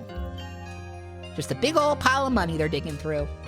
James celebrates that railway holdup by performing another. Here he stacks cross ties on a sharp curve. The take is $8,000. Yeah, it's a long game. I am going to try to play through the end of this. This might be the only game we play today because it's interesting. And we are nearing the end of the Old West, so Jesse looks for a final retiring robbery, then heads up to Northfield, Minnesota. Supposedly, the Swedes and Norwegians of Minnesota are rich and easy to scare. Diversionary shots are fired as the James gang attacks the Northfield bank. The Northern European townsmen are not intimidated by the yelling and the shooting. They fight back immediately. Organizing in a flash, the hardware store passes out guns to the fighting townsmen. 2 members of the James gang are killed. All are wounded to varying degrees. The younger brothers split from the rest and survive a while. They are hunted down by a Minnesota posse. Pleading guilty of murder, robbery, and assault, the younger brothers are sentenced to life imprisonment. In 1879, Jesse James is back in Missouri robbing another train and its passengers of $35,000. 2 years later, Jesse hits another train in Missouri for $10,000. 2 train passengers are killed. The outraged Missouri government offers a reward of $10,000 for the head of Jesse James. James is shaken by the bounty. He turns against his gang members, who turn on each other. One gives information on 22 robberies to the state and is pardoned. 2 others kill Jesse for the reward in 1882. Frank James goes on trial and gains freedom due to overwhelming public support, partly for being a good family man. If you were told where to locate Jesse James, would you try to turn him in? Not a chance. Again, pardon me, cedar season has started and I am snotted up. Colorado communities are comprised more of families in the late 1870s, less lone miners than in early days. Foreign-born miners usually tuck their under and outer shirts into their underwear, exposing their elastic waistbands. Carpenters and artisans wear bib overalls. 1 pair worn every day lasts over a year. The size of his shirt cuff symbolizes the size of his mule team to a teamster or tramp mule skinner. Welshmen, Italians, and Austrians make their way to the Colorado mines, hoping to strike it rich in the American gold market. While most frontier townsmen are looking to stay out of trouble, drinking and rowdiness often become problematical. One of the main duties of a Wild West marshal is carrying out road repair. Prisoners are chained and made to remedy rain holes. A marshal works on commission, receiving a percentage from fines such as those levied against drunks. Most fines are for disturbing the peace. A penalty of $3 might be split between the judge, marshal, and city. Once brought to trial, innocence is usually out of the question. In cases of murderers and robbers, the felon is not fined, so the marshal receives nothing. Often a marshal must arrest his friends to make a living. A city can collect fees to support itself. Animal fights, $250. Fortune tellers, $100. Occultists, $25. Cure-all doctors, $50. Prostitutes are valued as a source of city revenue. $10 per month serve as licensing. As a local marshal, who are you most inclined to catch? A murderer, a petty thief, or a jaywalker? A jaywalker because they'll get more money.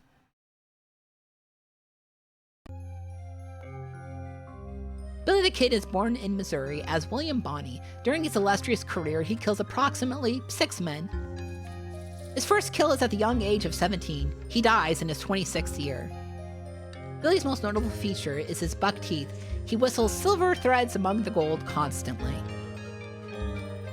Generally, the Kid is cheerful, happy-go-lucky guy. Thank you, Valencia the Voyager, for following. Appreciate it. Only when in jail does he lose his pleasant demeanor.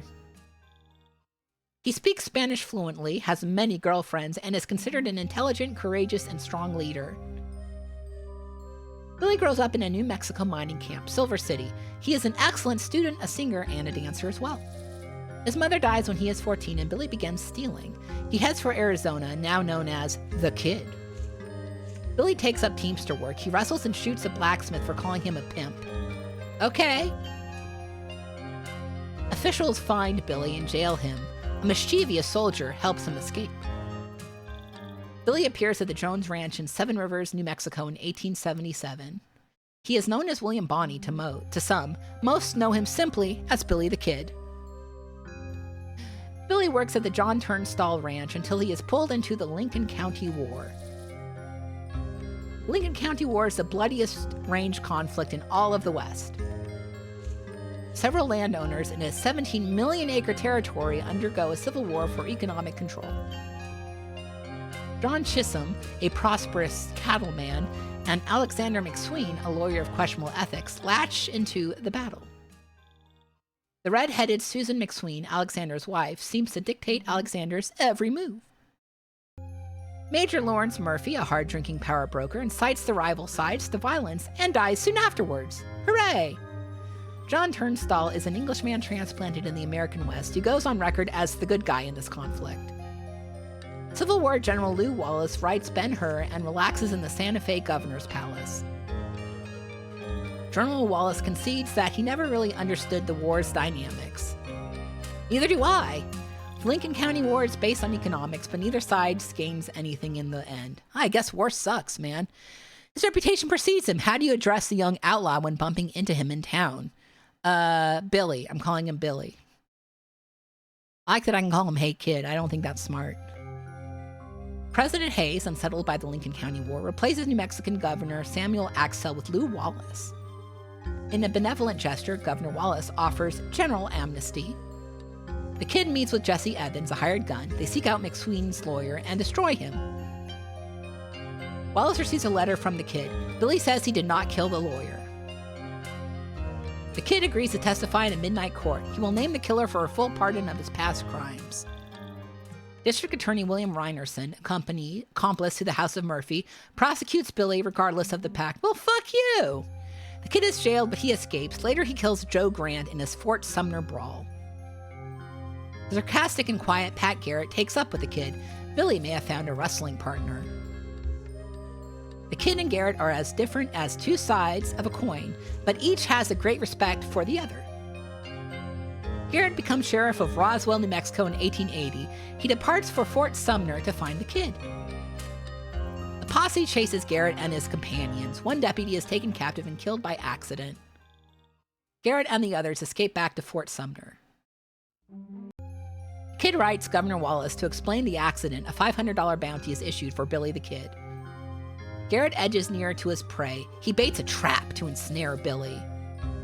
Billy smells trouble as he enters the town that night. He lets Tom O'Folliard lead the procession. Folliard takes Garrett's lead slug. Billy and the rest disperse. Garrett follows the kid through snow to an abandoned rock house 25 miles away. Garrett kills the first person he sees in the morning. It is not Billy. I'm glad you like my design. I've got a good design. Thank you, Valance. A shootout ensues that lasts the whole day. In the evening, Billy surrenders on the promise of his safety. Oh, Billy, you're going to get killed. Does Billy the Kid deserve safety for his surrender? Shoot him, bind him, treat him well. I'm treating him well. I like Billy.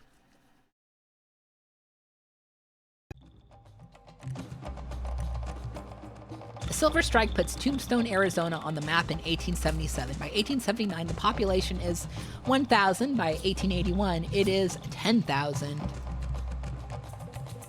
Tombstone is called the town too tough to die. Men work 60 hours per week, 6 days underground in the mines. Most of the miners are burly foreigners. Few of them speak English or carry sidearms, preferring fists instead.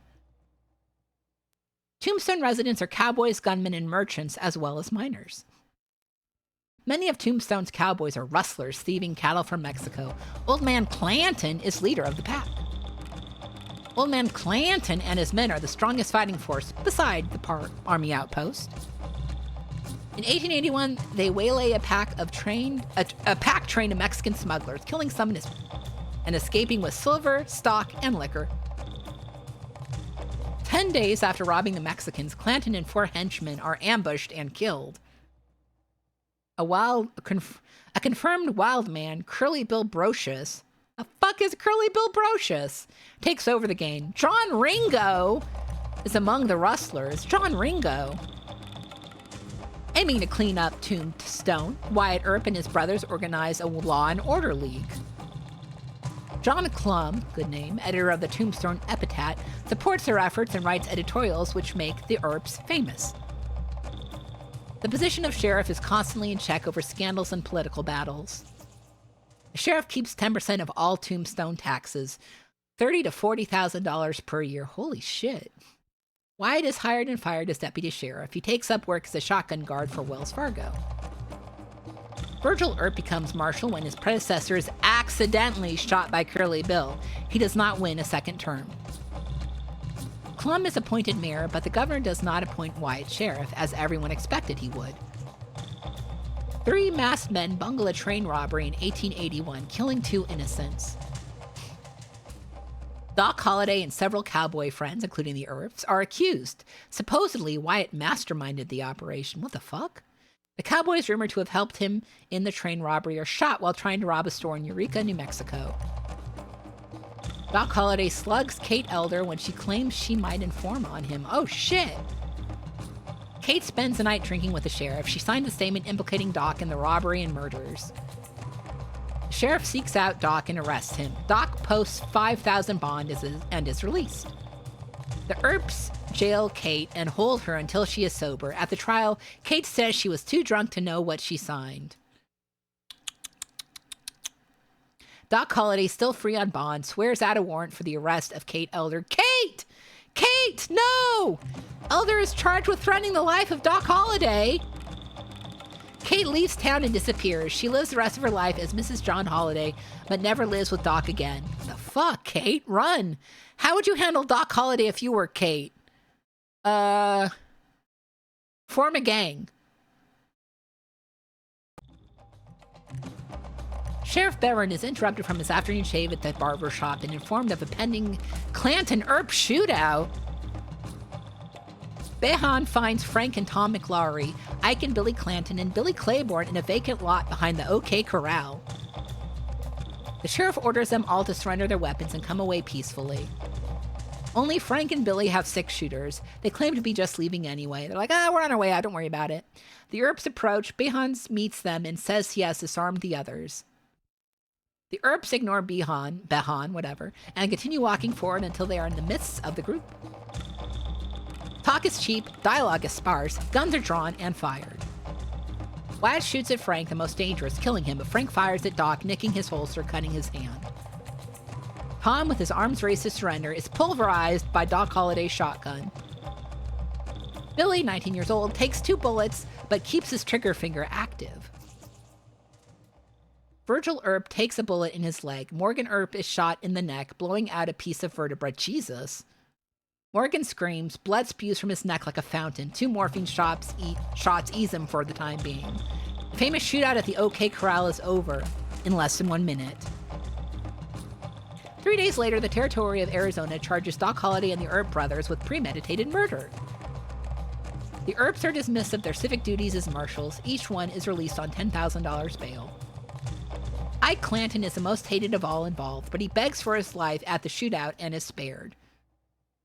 Ike tells the judge that the others drew first and the Earps are acquitted of all charges. Many of the townsfolk dissent, believing Doc and the Earps are stagecoach robbers and should be locked up. The funeral for Billy Clanton and the McLaury brothers is the biggest in Tombstone history. Their unhappy grave markers read, "Murdered on the streets of Tombstone."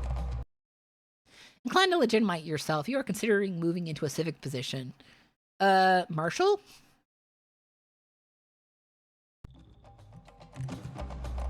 By 1880, punishment is meted out in 3 forms depending on crimes. Public horsewhipping, banishment, and the hangman's noose. Law is dispensed through 5 bullets in the cylinder. Justice, the one in the chamber. Disputes get settled by guns or lawyers. Winchester justice, some call it. In the Wild West, Judge Lynch presides over the midnight court. He gives them suspended sentences. Citizens' committees intent on a good lynching might bust into the local jail, hanging culprits from the nearest cottonwood. Don't like this. Often a criminal, euphemistically state the newsman, dies when the platform beneath him gives way. Conflicts are not uncommon between citizens sporting handguns, particularly in boomtowns with wealth sprouting out from nowhere. Outlaws, desperados, and thieves flock to the new railway, mining and cattle towns. The city of Silverton hires Bat Masterson to clean out its unwanted robbers, a scourge of the streets. Bad guys straighten up or clear out when they learn that Masterson never bluffs. He shoots to kill. The railroad comes to Silverton in 1881. Bandits come with it. Jim and Wyatt Earp live for a spell in Silverton. Most outlaws and gamblers have done a stint at Dodge. Luke Short is the most famous gunman from Cheyenne, Wyoming to Deadwood, Dakota Territory. Saloons operate to prosper. They shear the lambs and rake in the bucks. More mines worth at least $1 million are here than anywhere else in the U.S. Valuable areas include Hiwa Tiger, Contention Mogul, and Silver Lake. Real estate prices skyrocket in Colorado. Even in depressed times, speculation becomes an addiction. In Ouray, a black man is jailed for killing a Beaumont hotel maid. A mob forms to cremate him alive inside the jail. Jesus Christ! Ouray's Sheriff Benton speaks with his gun. Once he shot a man off his mule for putting his child on a stove. What the fuck? Chinese immigrants meet young practical jokers. One opens his front door and wham, a railroad tie crashes upon his head. That's not an impractical joke. That's a hate crime. All of the East imagines Tombstone, Arizona as some fiery hellhole with daily murders and violence in the streets. In the early 1880s, flooding ruins all of Tombstone's mining shafts.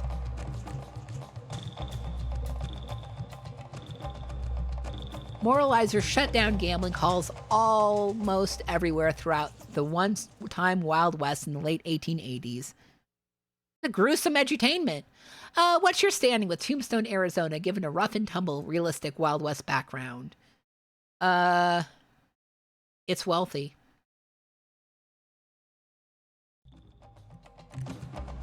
In the Wild West, women of all ethnic backgrounds have a difficult life.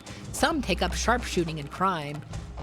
Are you going to describe them as sexy? Like, oh, I guess so. The lovely and attractive Etta Place learns about life while working in a brothel. Place proves herself an excellent robber's assistant while being romantically involved with the Sundance Kid. Calamity Jane is not exactly a vision of feminine beauty, but she is nobody's victim. She grows incredibly attached to Buffalo Bill in his later years, but he often tries to avoid her. After Buffalo Bill's death, Calamity Jane spins lurid tales about their adventures together. Calamity Jane follows Buffalo Bill to his grave. She is buried next to him. Belle Starr, a tough-looking woman, chews tobacco and spits with better accuracy than most of her male counterparts. Starr rustles cattle and robs stages. She bears the child of a partner in crime, Cole Younger. In 1889, Belle Starr dies from a mysterious shot in the back. Her assassin is unknown. Pearl Hart is born in 1871 in Canada. She is the last of the Western Road agents. Pearl and Joe Boot run an immaculate scam in Abilene in 1889. She lures potential lovers into a room, he cracks their skulls, and steals their cash. Pearl decides stage robbing would be more profitable than robbing these pitiful men.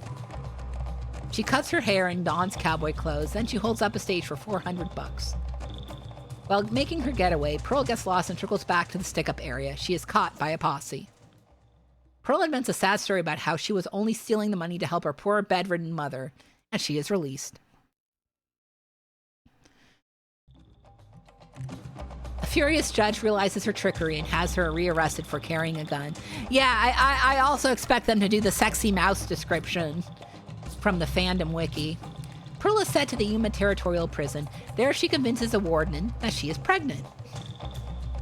He says the father is either a clergyman or the governor of Arizona, and she is quietly released from custody. Pearl picks pockets and prostitutes herself for years. For a while, she rides the Buffalo Bill Wild West show. Pearl Hart finally marries a rancher and settles down. She lives to the age of 90. Would you care to take up with any of these female shooters? Why are you being like this? I'll go with Pearl Hart. She was kind of based. Watch your language. Let's not call her that, okay? Butch Cassidy and the Sundance Kid base their illicit operation in and around Utah. Alias names for the crew are the Wild Bunch and the Hole in the Wall Gang. Around 1900, Butch and the gang live in Robber's Roost and the Hole in the Wall, remote hidden canyons. The Wild Bunch is composed of several different gangs using the area, maybe 100 men total. 6 men become famous, including Bill Carver, Ben Kilpatrick, and Kid Curry. Sundance Kid was born Larry Longabout. Butch Cassidy's given name is Rob L. Parker. Sundance is more violent than the rest, although as far as anyone knows, he'll only kill once in his life. Cassidy never resorts to murder.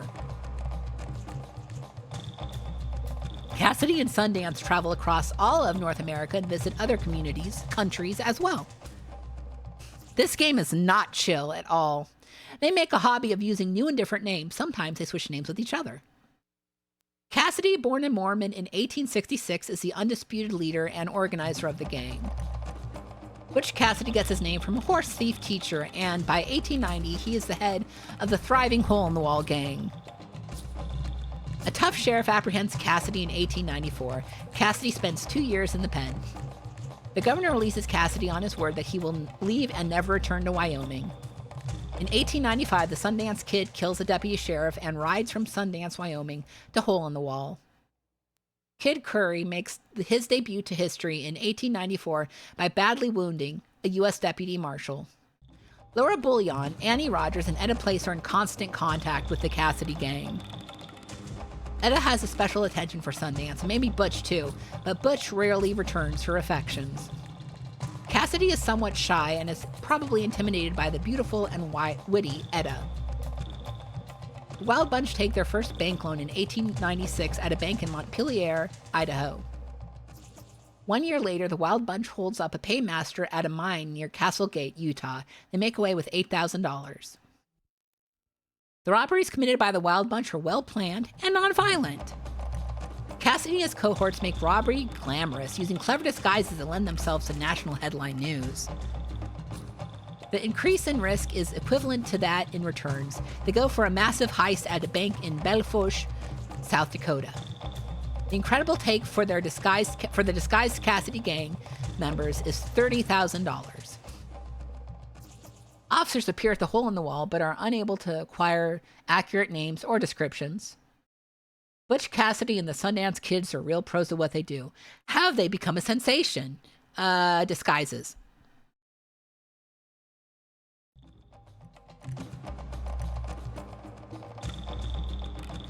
Jim Miller, church-going, dapper, generous, and gentle, is also a prolific, cold-blooded killer.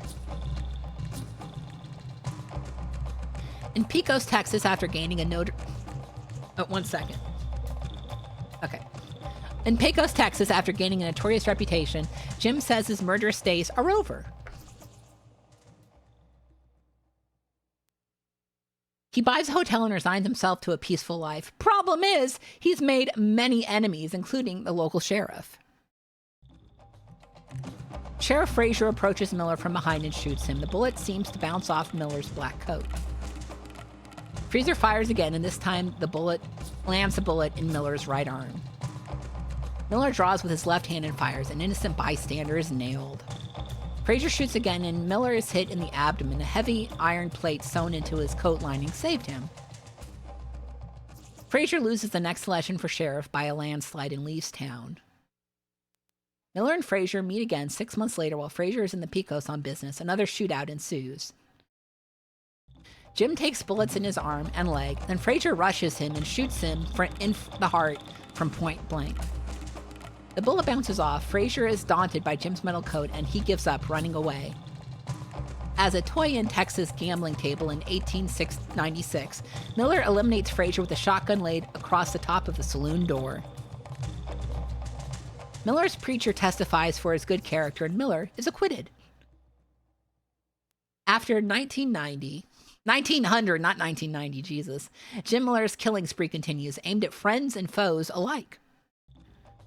Miller kills a real estate partner who threatens to go public with Jim's habit of swindling. Though evidence is slim, Pat Garrett is most likely killed by Miller near Las Cruces, New Mexico. Miller manipulates public opinion and jury so as to be acquitted. He never gives arresting officers trouble. He wears starched shirts and a diamond stick pin. He looks good and tips big. Finally, in 1909, vigilantes break into his jail and hang him in the barn next door. The vigilantes are certain that this is the only way that justice will be served. His last words following a smile are, "Let her rip!" He's a Beyblade fan, huh? What is Jim Miller's best secret for saving himself time and time again? His demeanor.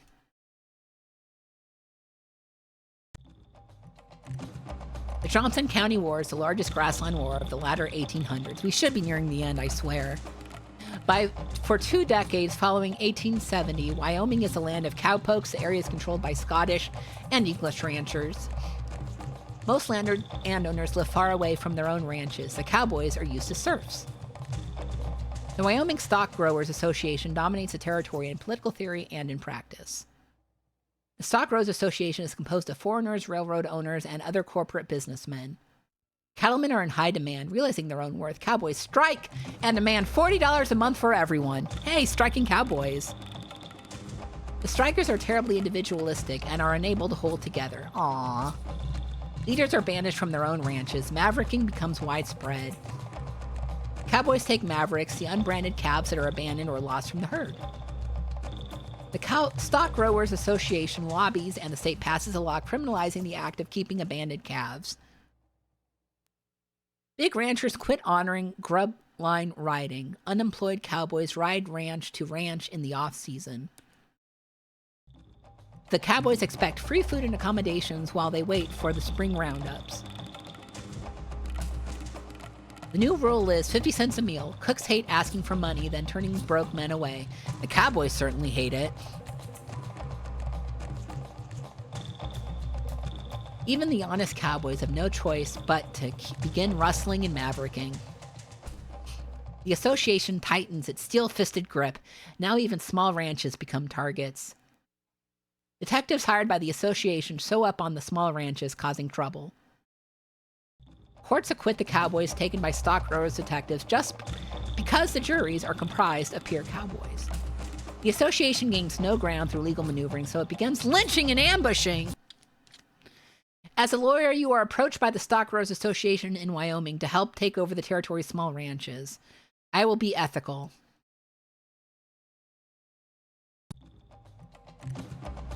Of Irish descent, the Daltons are vicious brothers whose domain extends from the Missouri Ozarks to Silver City, New Mexico. I'm going to keep playing this game for about like 20 more minutes, and then I'm going to definitely call it quits on the game because my throat is starting to wear out here. Beginning as police officers, the Daltons soon opt for more lucrative positions as horse thieves and train robbers. The Daltons form a gang and rob several trains. The occasional killing and jailbreak are routine. In 1892, the Daltons engage in a heated argument amongst themselves, totally missing the train they intended to rob. As a stroke of good luck for them, the train they miss is a decoy. They hit the next. Daltons successfully elude hundreds of lawmen from Oklahoma, the Indian Territory. The next train robbery goes sour when several innocent bystanders get shot. The Daltons decide to try something new, a first in recorded U.S. history, robbing 2 banks at once. Coffeyville, Kansas, the Daltons' hometown, has 2 banks directly facing each other. This groundbreaking 1892 heist is to take only 15 minutes. The robbers will be sharply dressed as businessmen in suits.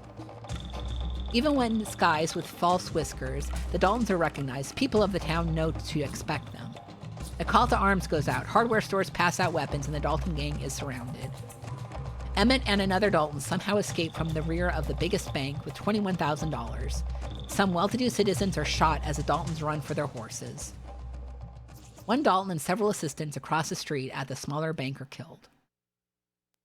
Emmett returns to the gunfire, hoping to save his brother. Emmett survives a double-barreled shotgun blast, jailed for 15 years, and marries his childhood sweetheart. Old for an outlaw, Emmett lives to age 66 before dying in Hollywood, California in 1837. Walking about the Hollywood streets before his death, Emmett will often mumble, "Crime doesn't pay." Daltons are not as successful as some other legendary gangs, because they had no luck. Bad luck. Hollywood Emmett, they called him. Boom! Game complete! We beat the game! I chose shoot for their Blyer Duff. All right, I beat the game. Oh my God, I need a break. Let's fucking adios out of here. Folks, I had other games, but I'm going to save them for another stream, so we will be doing another Lost Media stream. Yeah, but that was Dare, Bluff, or Die. Oh, my throat hurts. Yeah. Let me link to the article from the Lost Media Wiki once again. And yeah, it's time for me to get some water and take a break. So for intermission is a piece of Lost Media that was just found this November. It's the Land Before Time stage show. It was shown at Universal Studios Hollywood in the 90s. Before November, there was it was literally not... it was literally just straight up not available. There isn't a article for this one at the wiki, but I will link you to the YouTube video if you want to see it. So I'll be back in about 12 minutes, and after that we're going to watch some more Lost Media, but we're going to watch it. I'm not going to play it. So yeah, be prepared for videos after I come back. I will see you in about 12 minutes. Bye.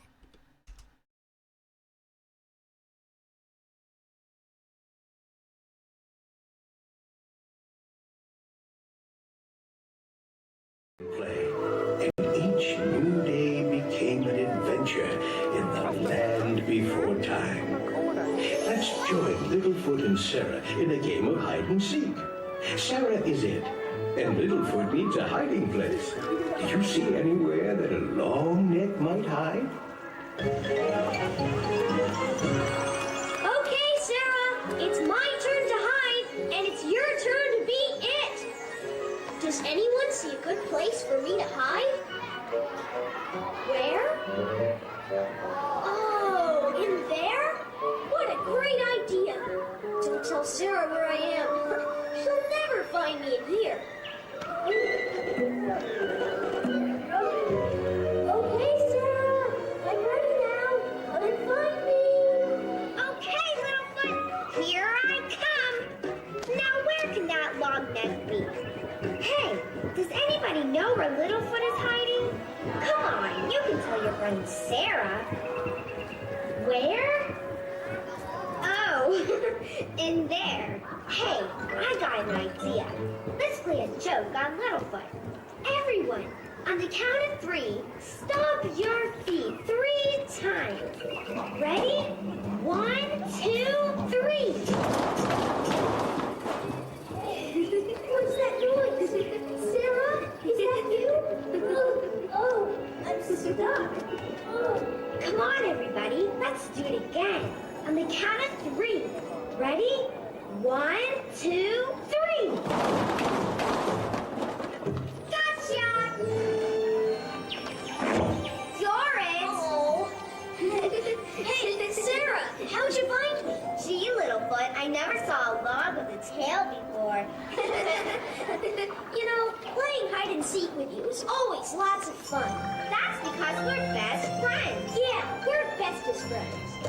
I'm your friend and I'm your friend. We stick together till the end. And it doesn't matter what you do to make me sad or say boo-hoo. I'll always be the bestest friend to you. Best friends, you and me are best friends.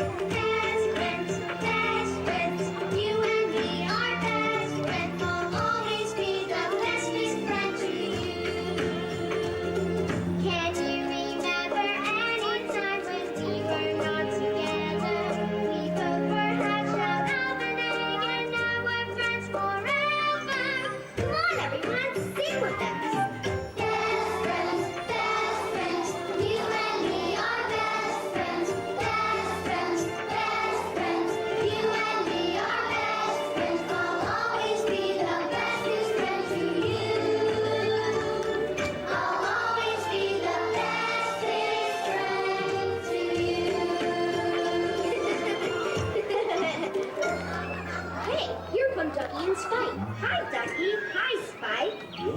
Sarah. Hello, Littlefoot.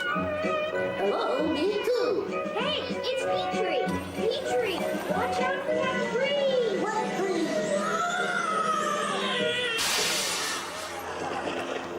Petrie, are you okay? Ooh, you think flying be bad for our health? Oh, Sarah, your father very upset. Well, I wonder what I did this time. We think you in big trouble. You eat all moonberries. No! Those were last moonberries in whole Great Valley. Now no more moonberries for any dinosaur. Well, what are you looking at? I was hungry. Sarah, what are you going to do? I'll just find some of those dumb old moonberries. There must be more somewhere. Yep. The nesters have some. Nesters have found moonberries. Lost forest. Forest is lost, but moonberries are found. Oh, lost forest. That's so lost, Shark Teeth might find it. No one is supposed to go there. Grandpa says there are dangerous rocks and cliffs. Well, I'm going to the Lost Forest, and I don't believe any old shark tooth lives there. And if you hatchlings aren't going, then I'll have to go by myself. Sarah, you better not. I'm going, and I'm bringing back those moonberries. Sarah! She's really going to be in big trouble this time. Yep. The Lost Forest is so scary. It should stay lost. Esther, did you hear that? Yeah, Lester. She's gonna search for the moonberries. Come on, let's hurry before she gets there. We can't let her find the moonberries. You are right. Let's go. Sarah left the comfort of her friends in search of the moonberries and soon found herself deep in the heart of the Lost Forest. This was a spooky place full of strange noises, and through the trees, something was watching her. Sarah sure could use some help to keep her courage up. And what do you think? Are you afraid of the dark too? What is this place I found? And what are those scary sounds? I'm getting very scared. I'll just be brave. I'm brave. I'm getting very scared. I'll just be brave. Come on, help me be brave. I'm not afraid. I'm not afraid. I'm not afraid of the dark. You gotta help me see. I'm not afraid. I'm not afraid. I'm not afraid of the dark. Not me. Not me. And I'm not afraid of spiders. And I'm not afraid of snakes. And I'm not afraid of sharks. Oh, goodness sakes. Okay, everybody, be brave with me and help me sing. I'm not afraid. I'm not afraid. I'm not afraid of the dark. I'm not afraid. I'm not afraid. I'm not afraid of the dark. And I'm not afraid of spiders. And I'm not afraid of snakes. And I'm not afraid of sharks. Oh, goodness sakes. If we sing loud enough, maybe they'll go away.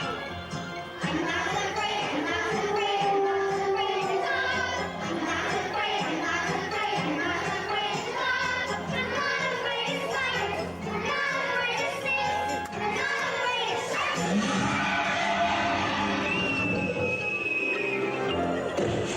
Ouch! Oh no! Climb, Sarah. I got it! You climb out. I'm climbing up! Here she comes! Got her! Okay, everyone, now pull! We did it! Sarah, you okay? Thanks, guys. But I would have gotten out by myself. Well, maybe. I am really glad to see you. We knew you might need our help. After all, we're a team, and we always stick together. What a team. It's really great when everyone works together. There's nothing whatsoever that we can do when we put it all together. Okay, everybody sing. Here comes Littlefoot's heart. Pitter patter, pitter patter. Come on, everybody. Pitter patter, pitter patter. And Spike part. Okay. Chomp, chomp, chomp. Here comes Ducky. Yep, yep, yep. Oh, let's hear it. Yep, yep, yep. And Sarah's turn.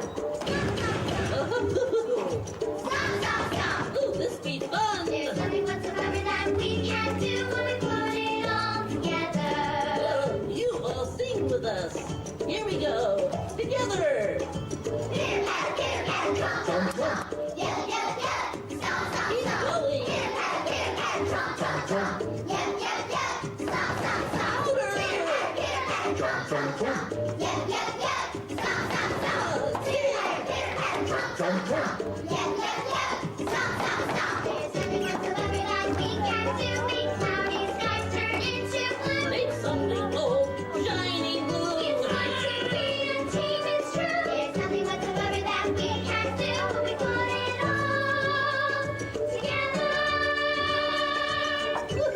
We think that's great.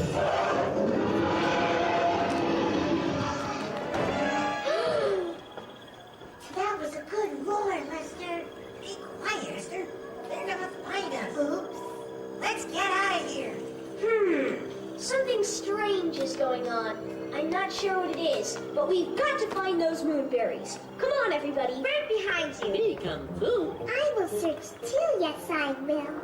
The little band of dinosaurs searched and searched through the lost forest all night long, looking for the moonberries.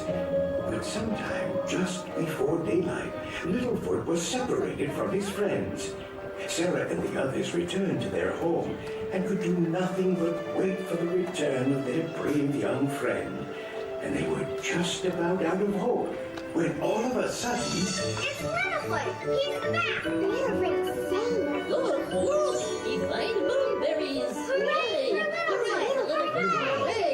I found the moonberries, but I also found a shark tooth.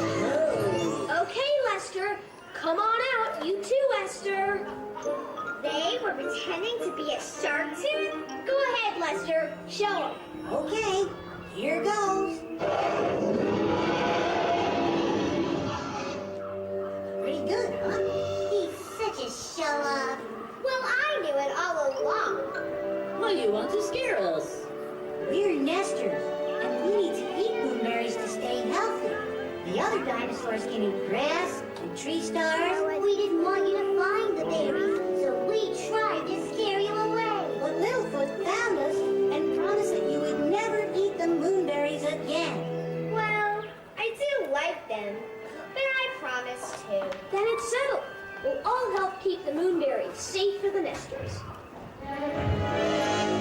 It's a shark tooth! It really is this time! Run, everyone, run! It's not a shark tooth. It's just our mommy. Children, I'm very proud of you. And Sarah, you have learned a very valuable lesson about helping others and the true meaning of friendship. Yeah, I guess maybe I did. You're growing up to be quite a nice little greenhorn. Thanks to Sarah and her friends, there will be plenty of moonberries for all the nesters.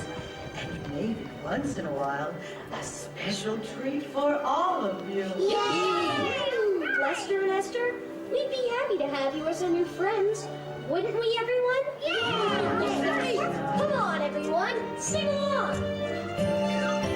Best friends, you and me are best friends. Best friends, you and me are best friends. I'll always be the bestest friend to you. Come on, everyone, sing with them. Best friends, you and me are best friends. Best friends, you and me are best friends. I'll always be the bestest friend to you. That's right. I'll always be the bestest friend to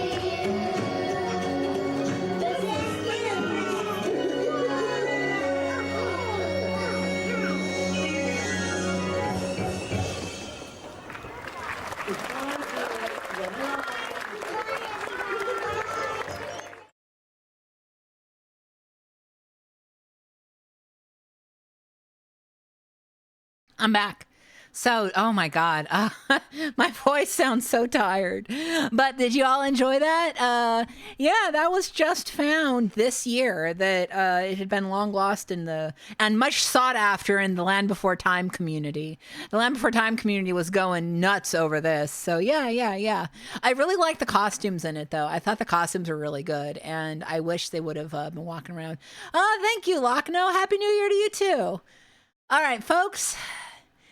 It's time. It is time for the Astuter computer review. Some of you know about this, but I bet a lot of you don't. So let me get started. So it's time for Epcot.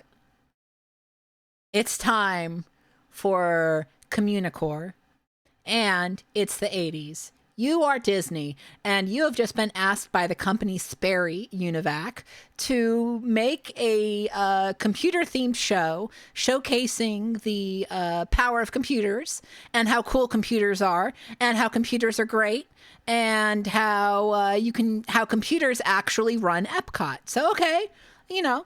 So it's, they hire the Sherman Brothers, Disney does, and they're like, we have a great idea for you. Are you ready for this? We're going to get a British guy named Early the Pearly, and he's going to talk like this, and he's going to tell us all about computers. So, and yeah, so this, when this came out, the representatives at Sperry Univac watched the Astuter Computer Review show, and they were like, this sucks. This sucks a lot. We fucking hate this. We hate the Astuter Computer Review. We hate this British man. We absolutely hate this original song by the Sherman Brothers. Kill him. Kill this man. Get rid of him. And so the Astuter Computer Review, which opened October 1st, 1982, closed January 2nd, 1984, only lasted for a little over a year. It's considered Disney's shortest lived attraction. And yeah, so footage of this did not exist aside from the song, which did exist because in Disney ephemeral recordings and stuff like that. But there wasn't any footage of the actual show until 2019 when Blink Creative uploaded the first video footage of the attraction. And it's not great looking, but I mean, it's literally the only footage of the attraction we have. Later in 2021, Rob Fuzz, also on YouTube, added his own footage and then added some footage of... by footage, I mean, he added the original audio from the pre-show and stuff like that. And he basically put it all together into one as complete as we'll ever get video of Astuter Computer Review. So I have that here. Let me link you to the original YouTube video so you can give it a like if you'd like.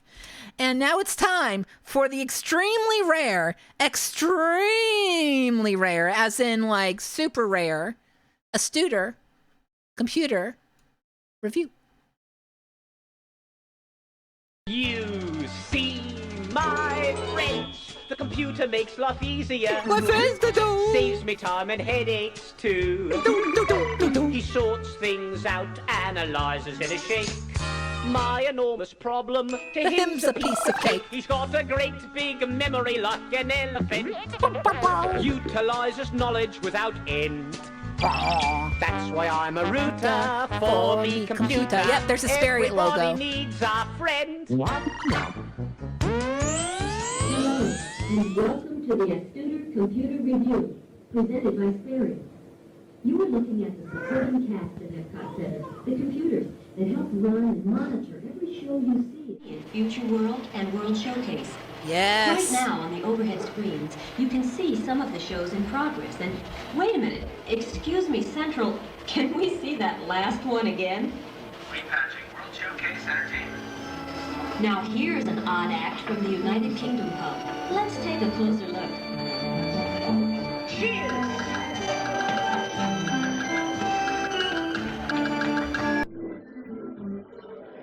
There he is, Early the Pearly. Do you like him?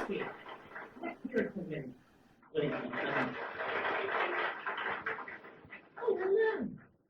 You're the show, huh? No. Oh. Well, you're interested anyway. Then computers is full of surprises. Of course. I've got a few tricks of my own. Excuse me for a minute. Well, what was the blind trick? How's that again? Oh, like you are, mate. Yeah, Early the Pearly was an actual performer at Epcot too, so.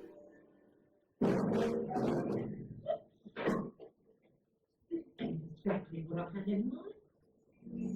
Hey! Oh, that's not.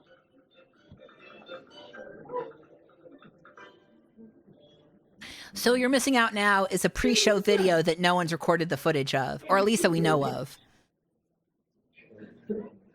Come on. You proud enough to last me there.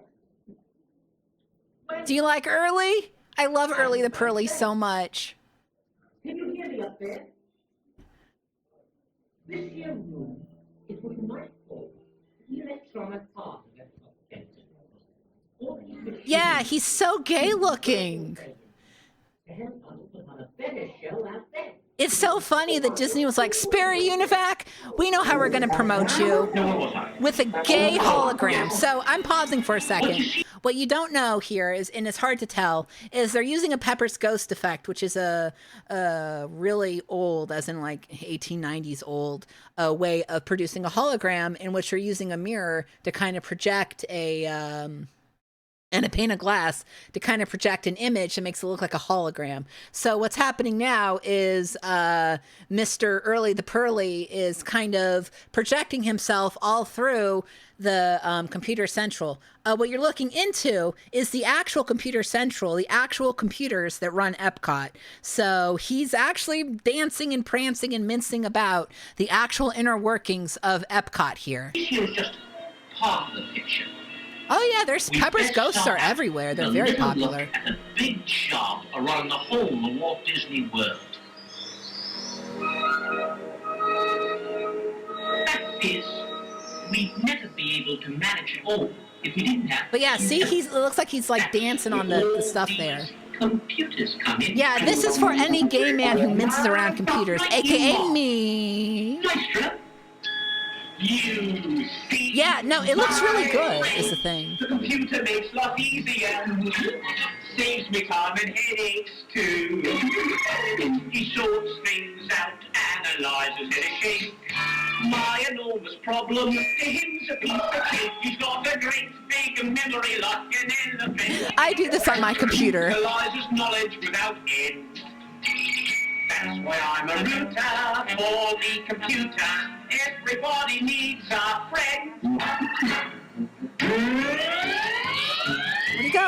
When my work Oh, there he is. and I'll see in red, 'cause I need 5 arms and an extra head. I find the computer becomes me troubleshooter. He keeps miles and miles of facts on file. My wish is his command. No, it is a very impressive Pepper's Ghost. He did a really, really good job to keep the perspective and everything. It's fascinating how they did this. Accommodations, record and update reservations, coordinate telephone operations, and help plan energy conservation. They're really a great financial device. Payroll service is kept precise. They project attendance, then give advice on personnel, food, and merchandise. They're constantly focusing all their attention on matters of safety and fire prevention. They've given efficiency new dimension with numerous examples too many to mention. And that's why I'm a router for the computer. Everybody needs a friend.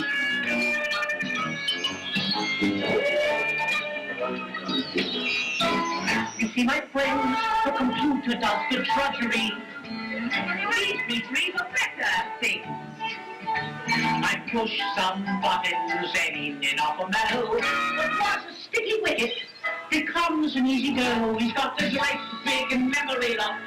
He's just dancing and being fruity. It's so good. Because I am a rooter for my computer. He coordinates and calculates nothing double quick. And that's why I'm a router for the computer. Well, gay furries technically run the internet, so you're right. No need to stand. No need to stand.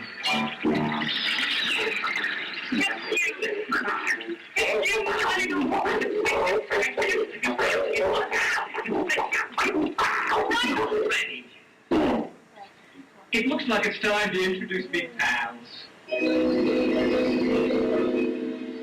And it's time for show. Oh, that's so cool. They kept that effect, by the way, in the in the sequel to this show. I'll show you, which I'm showing in a second. Let us know how every show's doing. For instance, Flicker and you can say, Superman fragilistic expialidocious.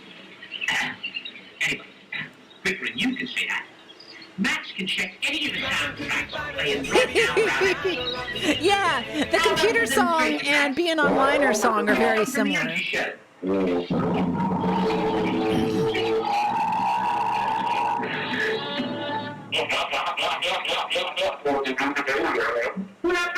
Wise guy. You'll have to excuse Max. He's just crazy about them dinosaurs. Oops. You're so right, Obscuratory. Well, this'll take a bit of magic.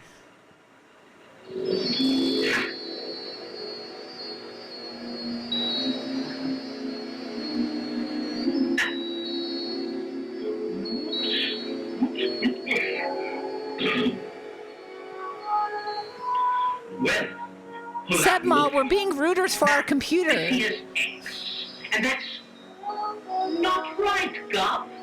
Not right at all. There now. That's more like it. You see? X? ECS. Oh, okay. Entertainment Control System. X is the stage manager's right arm for all them live shows around it. He helps out by synchronizing lights and music to the parades and keeping track of their progress. But around here, computers always getting into the act. Especially then what does audio and magic. Watch closely now. Goodbye. Steady, ladies. To do the famous audio animatronics trick, we need this console, some electronic gadgetry, an actor from one of our shows, and of course... Oh, it's from Kitchen Cabaret. Look, it's the guy from Kitchen Cabaret. Look at him. Oh, he's so beautiful. Kitchen Cabaret is another lost show. Well, it's not lost, but it's a closed show. From the extraordinary Kitchen Cabaret. And now I'll show you how we give them life with audio and magic.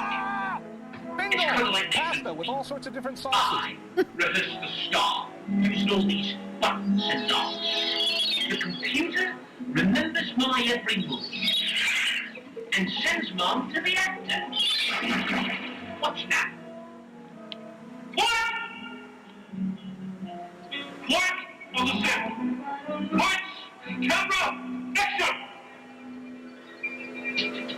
Extraordinary, eh? What? Open your eyes, let's see you blink. Now raise your brows and give us a wink. Adjust your tie and flat and dance a while.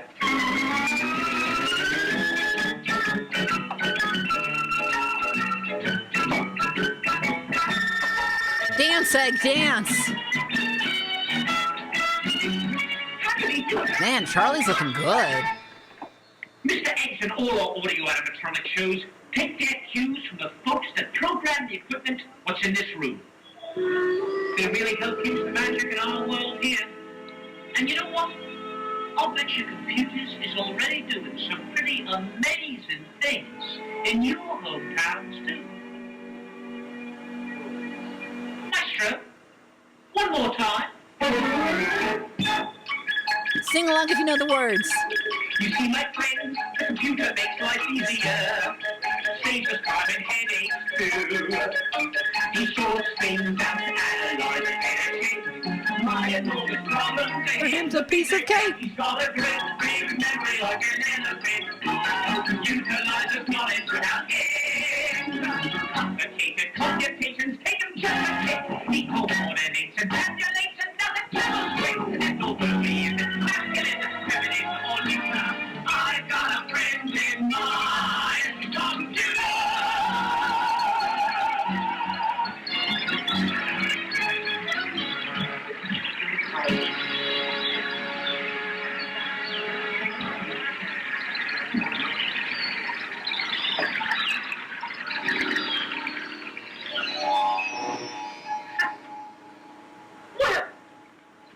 What? It looks like I'd better be getting back to my own show. I'll see you later. Yep. On behalf Very of short-lived Terry, we hope attraction. you all enjoyed the show. Now, please gather your belongings and exit through the doors to your right. Thank you.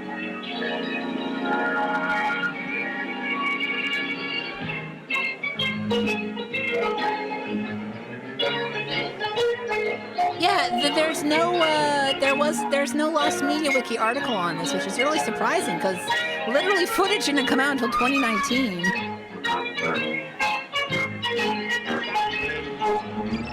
That's why I'm a router for the computer. Everybody needs a friend. When my work piles up and I'm seeing But yeah, there's a nice high quality recording of the computer song, so that's not lost at least. The computer You know why it reminds you of Great Big Beautiful Tomorrow? It's by the same composers, the Sherman Brothers. So they actually got a real Sherman Brothers song here. Nothing is astuter than a computer when I need a helping hand. Let me explain. They keep on top of accommodations, record and update reservations, coordinate telephone operations, and help plan energy conservation. They're really a great Thank you, financial device. Aliak, Payroll for the service follow. kept Appreciate precise. it. They project attendance, then give advice on personnel, food, and merchandise. They're constantly focusing all their attention on matters of safety and fire prevention. They've given efficiency new dimension with numerous examples too many to mention. And that's why I'm a router for me computer. Everybody needs a friend. Yeah, build it into Windows 11. Okay, so you might be like, okay, that was wild. What did they? So Univac didn't like that? No, Univac hated this. Univac got really mad about it. So they replaced it in 1984 with Backstage Magic. Backstage Magic is a lot more modern. It does not have an original song by the Sherman Brothers. And yeah, so I'm not going to show the actual Backstage Magic, the actual show, but I will show the pre-show video here in a second so you can kind of get an idea of what Backstage Magic was like. It's more educational about the history of computers, and it's not gay. There's no mincing, no fun characters, nothing like that. They do keep the Pepper's Ghost effect, but they use it with a whirling little ball called IO, and you're really not missing much. It's just a really toned down, much kind of blander version of the original show. So let's take a look at the my mouth is not working. Let's take a look at the Backstage Magic pre-show video, courtesy of the good folks at Retro WDW, who do a lot of archiving, so support them. And yeah, the thing is, the Astuter Computer Review was probably in development since the 70s. So, because that's when Epcot started a lot of its development work, was in the 70s. So, Early the Pearly is definitely from the 70s, you know what I mean?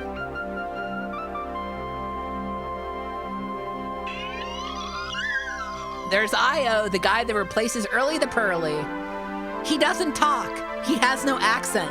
He's just a little freak.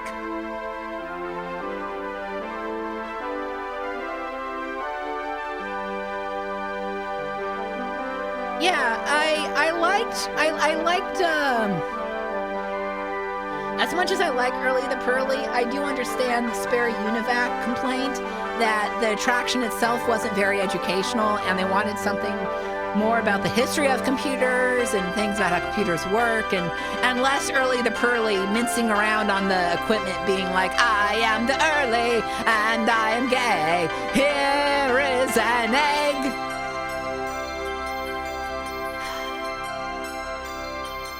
Beautiful. This is so much 80s. Yeah, this is very 80s. It's so 80s, this show. Look at how 80s this is. Just a minute, Io. Oh, hello. Welcome to Epcot Computer Central. I'm Julie, and this bright bit of energy gets his name from input-output. We call him Io for short. You know, when I'm working here with Io, it's hard to imagine a world without computers. For many people, though, computers seem to come into our lives almost instantly. But with Io's help, I guess we'd Io like to show does you talk, that in but one it's more form or another, screams. He just they've kind of been around screams. just about as long as people. Also, there's original animation, and some of it's racist. I just want to apologize, but what can you do? They took out the gay and they added in racism per Computers Sperry. were rather simple.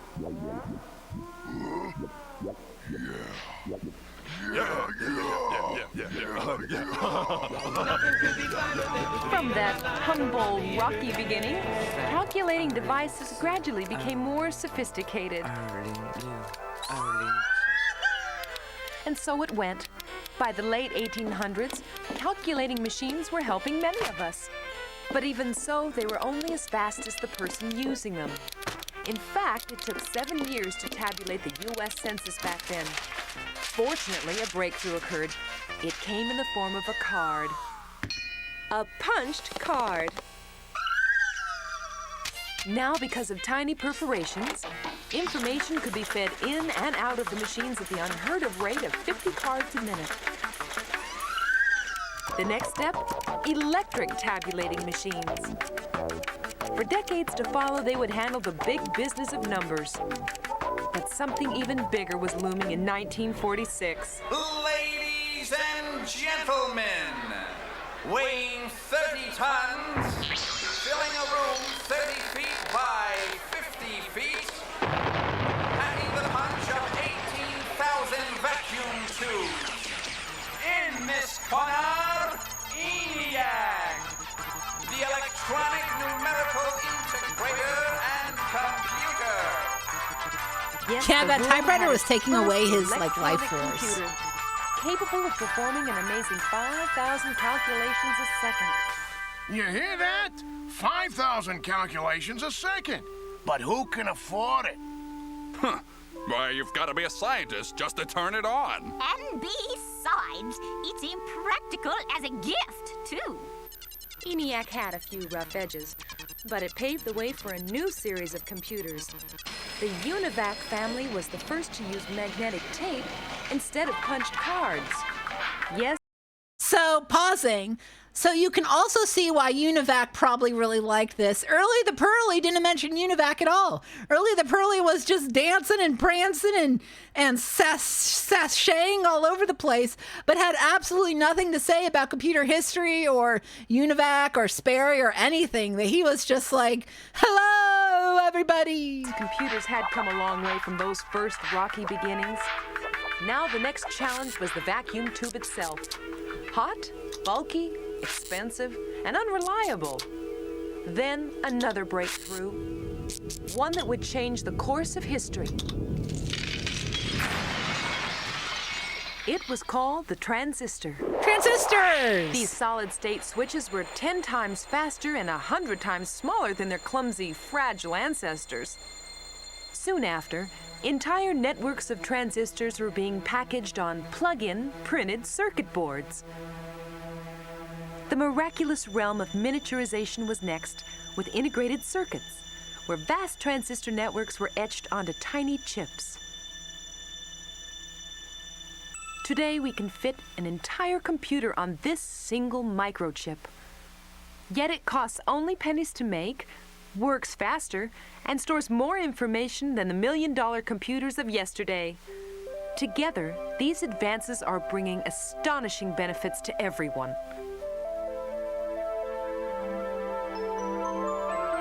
See how this is less fun? It's less buoyant, it's more like serious, and this feels like a corporation made it, you know what I mean? This feels very corporate. You could tell Sperry UNIVAC were like, yes, yes, more boring, more Although boring. applications of the computer can be rather simple or very complex, they all share one thing in common: how they work. With Io as our guide, we can get an inside look at one such I like operation. this song a lot. Hold on, here it comes. This department is input by using keyboards, magnetic disks, voice, 2 million and much women? more. What about the 2 million women? What about the 2 million women? What are they doing? It into a string of electronic bits 2 that million stand for women. ones and zeros. This is the only this song language kinda that the whips. computer understands. The bits are then sent from input to the storage department. Here, millions of bits are sorted and filed. When they're needed, they're retrieved and sent to processing. Here, all mathematical calculations or comparisons are done. Millions of bits can be processed every second. Then, the results are sent to output, where they're translated into the forms we need, such as printed pages. Love that song. I'm video sorry, it's so graphics, good. I'm pretty sure even it's voice. just production music, but I don't know where it is. I know All that these there's a departments are part of what we call hardware. there's a clean rip of that song But somewhere. for this hardware to work, another vital department is necessary. That's where control comes in. Using a step-by-step set of instructions from us humans called a program or software, control tells the rest of hardware what to do and when to do it. From input to output, it's a process that's faster than the blink of an eye, available to us in a tiny, tiny package. And because we write the programs, the application of the computer is limited only to our imaginations. Hi, That's kid. an unbeatable I'm in your room. combination. We humans and the computer providing tremendous potential for the future. For instance, research has shown the potential for computers to control paralyzed muscles. Someday, we think new microcomputers may help restore more normal lifestyles to these people. By using computers, we may one day be able to accurately forecast the weather years into the future. Eventually, by simply talking into wrist computers, You could draw 'em we like may a be normal capable of guy. You don't translating have to any do that. language instantly. 能够像下雨一样，可以预测的话， Only the bus were as predictable as the rain. To be fair, that's basically Google That's the Translate. future, but it may not really be that far off. Because right here today in Walt Disney World, computers are doing some incredible things. Let's go with Io into the main theater to see our computers perform some backstage magic. And that's Backstage Magic. The show itself is a lot of the same, but with Io instead of Early the Pearly, which is a shame. It's a shame. So yeah, that ran until Communicore closed. And that closed in the 90s. So yeah. That's Backstage Magic. Backstage Magic. All right, next one. There is an article about this bad boy on the Lost Media Wiki, and I'll link y'all to that in a second. Next up is I want to say it was found a few years ago, very recently. This is Long Lost Muppets, folks. It's Long Lost Muppets. This is 1978's Hip Hip Parade. Let me show you a link. Let me give you a link to the thing. This is a primetime special in which the good folks, Kermit and Fozzie, talk to us about parades. So let's go watch Hip Hip Parade. It's got like a minute of dead air, so I gotta fast forward in a second here. All right, that should be better. Yeah, this was a Lost special. Let me link to you the actual video too. What? Sorry, my thing messed up there. There we go.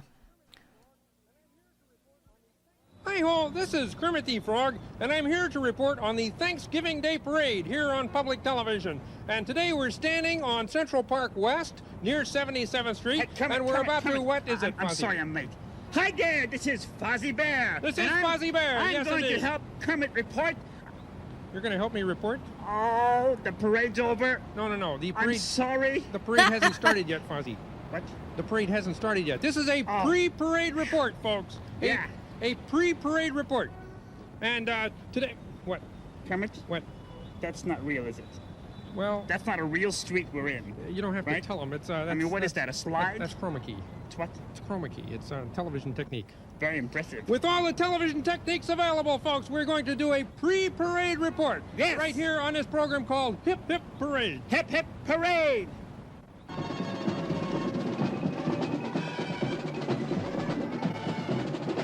What? to Macy's Parade.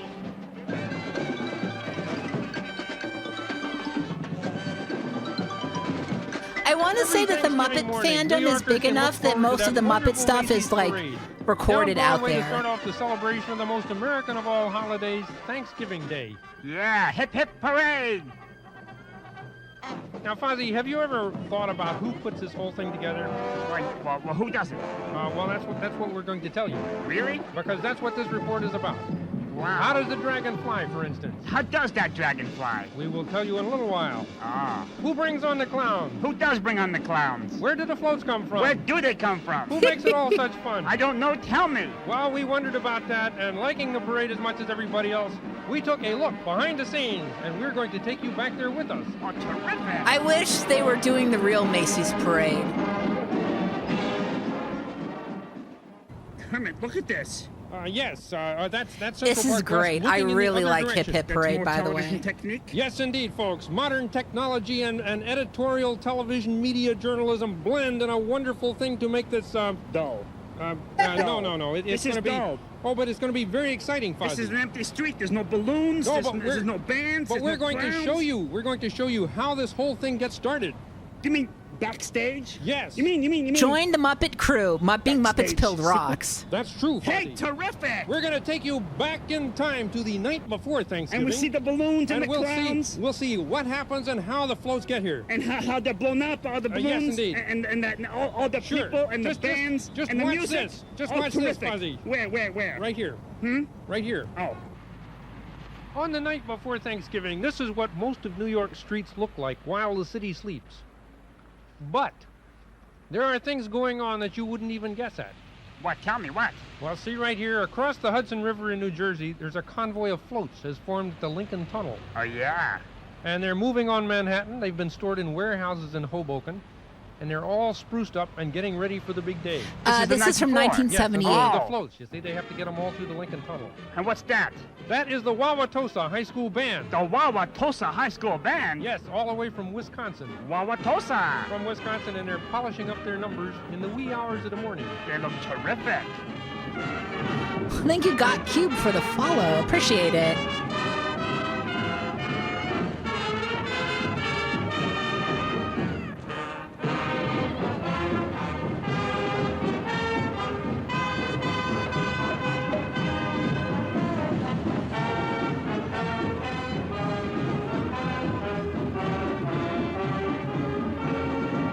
Egg.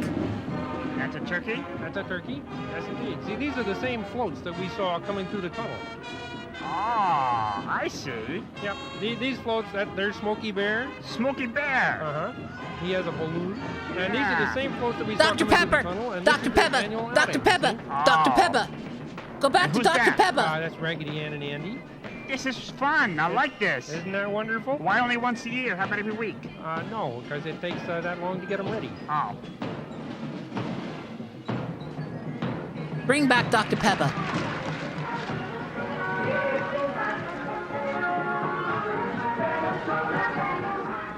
Disney. That's the Disneyland float. Oh, I love Disneyland. Yeah. Well, Disneyland doesn't like you because they removed Muppet Vision 3D. Sure. Fuck Mickey this Mouse earth. is nearly 50 years old. Did you know that? Really? Mm-hmm. Boy, he hides it well. What is this? Well, these are little bitty balloons down here. What is that for? Well, that's part of our whole technological television media environment to make it appear like we're right here in the parade. Yeah, folks. they're moving the certainly. Well, how about the rest of the the parade? I wanna Muppets see to the parade. Aerosmith coaster, which to this parade. I can't ride the yes. One Aerosmith is the coaster. parade of My floats, back's and too we told bad. you all about the parade of floats. And now we're going to talk about the balloons. The balloons? Yes. Terrific. Where are they? Well, some of them just went by. Those great big balloons. Oh, went those by. big ones? Yes. Now, each of those balloons is filled with helium. Helium. That's right. Helium. Helium. Helium. There's about 10,000 cubic feet of helium in each of those balloons, folks. Wow, the frog knows. That's true. They told me. And now we're going to show you, we're going to go back in time once more. Back in time. To show you how we go about filling up those balloons with helium. Back, helium. Mm-hmm. God, I wish these. Why are you smoking? This is up at Central Park West and 77th Street. Uh-huh. New Yorkers enjoy the preparation as much as the parade. It's raining. Your cigarette's What going to are get we all doing wet and there? Well, that's the Happy disgusting. Dragon there. It's getting filled with helium. I hate the balloon. Yes, indeed. Oh, See there? wow. The helium is a lighter-than-air gas, which enables these great big balloons to fly. It does. The Happy Dragon is 72 feet long. Wow. And he needs 40 people to guide him downtown. That one right there is Snoopy the Beagle. Oh, I love Snoopy. I just That's don't great. think it's good to When smoke you see him around again, he'll be balloons, 5 I stories guess. tall. Oh, will he talk to me? No. Oh. He is the world's Yes, tallest flammable flying beagle. gas is my problem. That's why I know people used to smoke more back then, but it's like, don't smoke around flammable gas. Meanwhile, down at Herald Is it Square, they're flammable? still I actually rehearsing. don't know. You know, I'm going to look this up right Listen to now. that terrific high school band from Bergenfield, New Is Jersey. helium Bergenfield Band. flammable? Oh, I love it. No, it's not flammable. Well, I'm a fool. I'm a clown man. It is not flammable.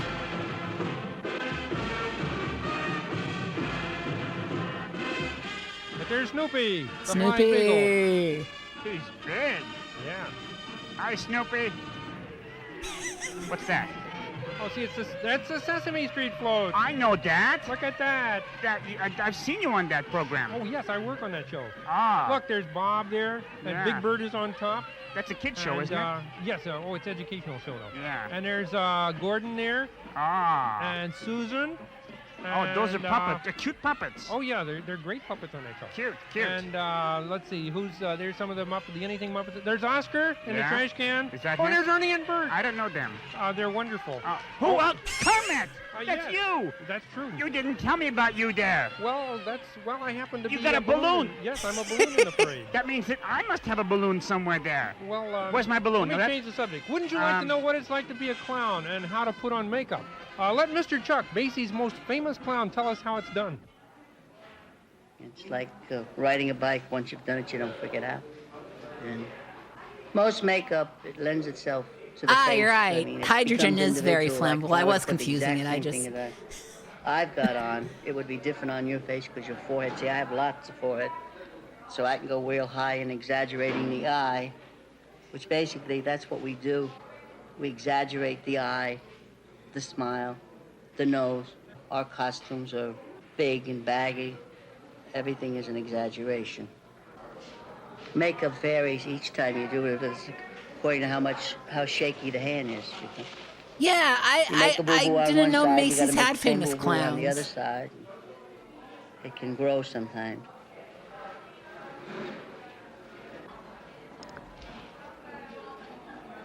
It's a very important part of the nose. I always tell new clowns, make sure you get under the nose because remember our audience are down there. And that'd be a tragedy if you had a nose that wasn't completely painted. Absolute tragedy. Every once in a while we have problems in the parade. Well, yeah, and with anything this big, you've got to have problems. Like, for instance, we have a new balloon, the Weeble, which has been our problem every year. Really? For one reason or another, it doesn't get inflated right, or it gets a boo-boo in it. And it's our ultimate goal is to get the Weeble to 34th Street. And hopefully this is the year for the Weeble to make 34th Street. But you see, our balloons are constructed so that even if we have a problem with any part of the balloon, it's only that area. There's about 11 chambers usually in the larger ones. That's so true. If one area is damaged, the whole balloon is not sacrificed. Jesus It'll just Christ, Bullwinkle, be calm limping down. Or have a broken neck. But rain can be a problem. Wind can be a problem.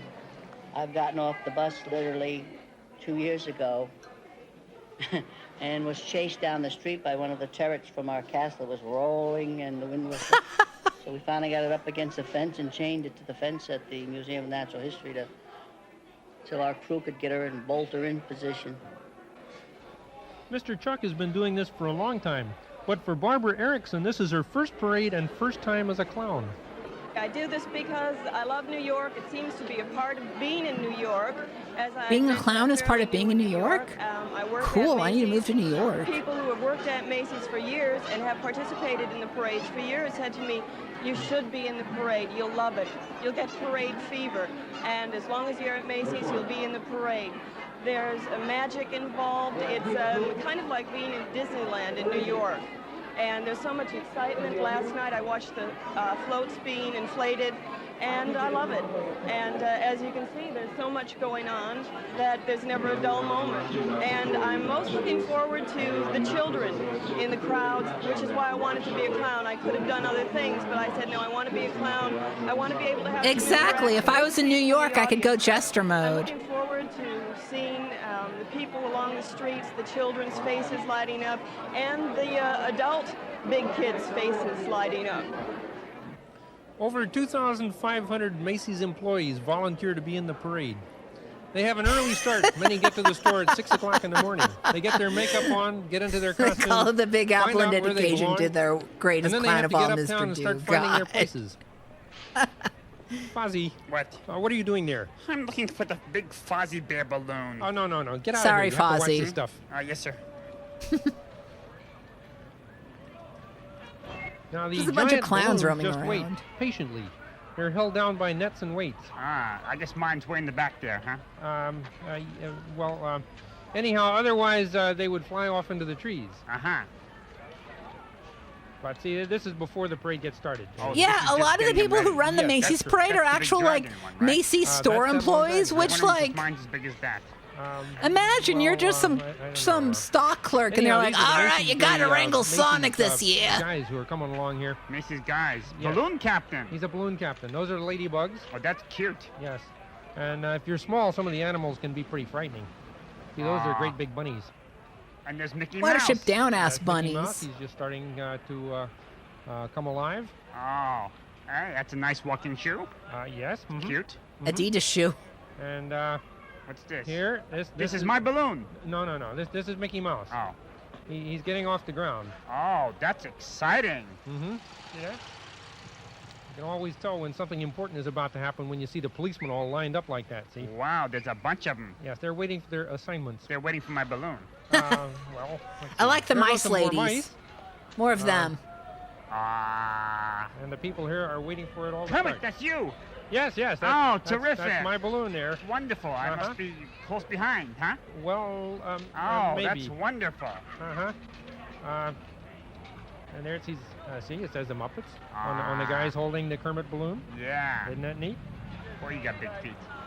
Yes, and here's Snoopy. Snoops. The Beagle from Charlie Brown Country. Oh, I love Snoopy. He's been doing the parade since 1968.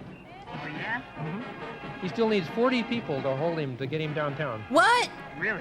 Mm-hmm. You can't get in the cab by himself? What was that balloon behind Snoopy? Like the ancient cursed artifact balloon. Look at the kids.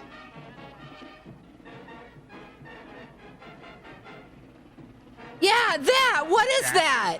Hey, it's Popeye. There's Popeye? That's Popeye. Yeah, he's looking good. Yeah, what was that thing? People on this parade. There certainly are. Wow. A lot of people watching, too. Yeah. He looks like a balloon became a man. Yeah. What the fuck? Sorry. There's Bullwinkle over there. Is that my balloon?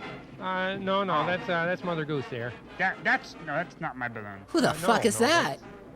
Underdog, this okay. is Smaug, the dragon from the story The Hobbit. Wow, he must have been hard to build. Yeah, he was built at Macy's warehouse in Hoboken, New Jersey. Isn't he neat? Oh, yeah. I like the dragon a lot. Inside. And when I say you just give it a pull and we'll see if we can get them flying. We thought you'd like to meet the man in charge of building floats for the parade. Yeah. Here is Manfred Bass at work on the dragon. I find when you take it up and then down halfway, Roger. Manfred has worked on Macy's floats for about 20 years and is a perfectionist. Before he worked on floats, he did illustrations for children's stories and some monumental sculpture. He's going to tell us more about his work. Well, what we do around here is make storybooks come alive. And what we do, we actually take them into a scale that a child is used to.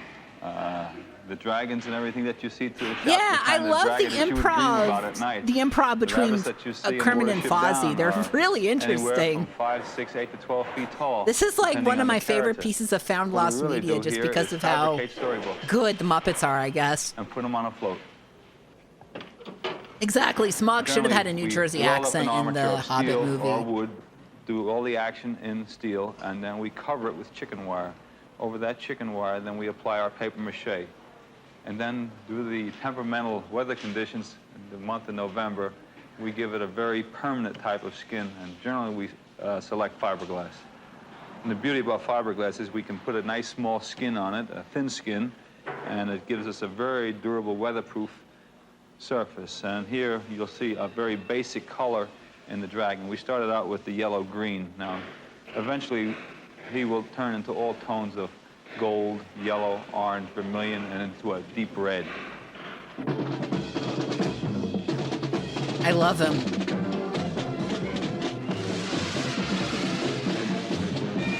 I love him. I love him.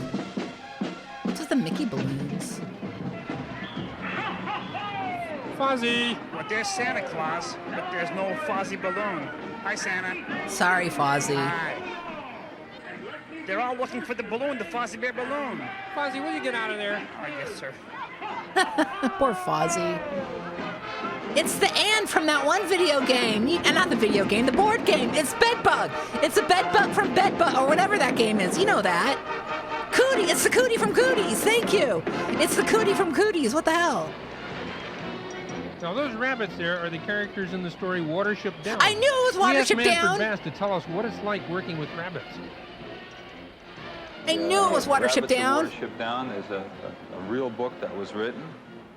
You'll notice when you see the rabbits that each one is uniquely different. They're just like people. Each one has a fur texture that's different, their anatomy, their coloration, their the whole rabbit itself. You have little fiber. We have Blackberry, Dandelion, and Blackberry are full of fun. You have Bigwig, who's a big, friendly old rabbit, and he's the protector of the whole warren. We have Hazel, who's stately. We get involved personally. Each one of these characters, and we develop them as such. It's a real book. We don't just sculpture rabbits. We give them character. And this is what makes the whole storybook come alive in the street. Watership Down. Betsy McKiernan works on sets for the Broadway stage, but she is one New Yorker who was happy to travel to Hoboken to work on this rabbit warren. Maybe just he has a little smirk, Dandelion. A project like this that uses many, many different media is very satisfying to any artist because you learn to work with so many different things rather than just one thing. Like in this, we worked with clay, scholastic, chicken wire, fur, paints. This is not one piece of fur. It looks like it is, but it's many small pieces fit together and glued on. And then the final step was the spray painting to highlight the detail. Get a curve here, get a curve here. For this, we use spray paints. Yes, like it's this. the original multimedia Bring in the parades. curve like that. Takes a long time, a lot of patience. I found myself looking at my dog. I'd go up to people and examine their fur coats on the subway to see how fur lies, to see what happens when you rough it up. We have live rabbits here that we used all the time. We'd pick them up and play with them. If we had a problem with for instance, I had a problem. I wanted to know about this bone right here at the end of the foot. It's actually a triangular-shaped bone. To get So it they in there just- and to do that with paper This mache. is so much So I work pick for up just the a rabbit and look float. at him and study him, and it was very helpful to have those rabbits here. You get very attached to them. I found myself not wanting to let somebody else do anything on my rabbit. What? More of the rabbits, I guess. Okay. That's Bullwinkle. Yes, indeed. Ah. Look how many people it takes to hold a balloon. Yeah.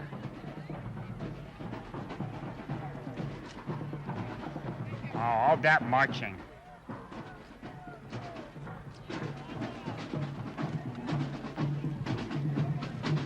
They must have practiced for this, huh? I was gonna say, I love the way they're taking this curve. Boy, everybody loved him. Oh, it's what? It's Underdog. Underdog again. Yeah. Fozzie, what are you doing up there? Well, see, I'm looking for my balloon. I just don't know where it is. It should be here now. Fozzie, would you come on down? Oh, it's from Busch Gardens, the old country. Sir, have you seen my balloon? Wow. Fozzie, get down. Yeah. Sorry, Busch Gardens float.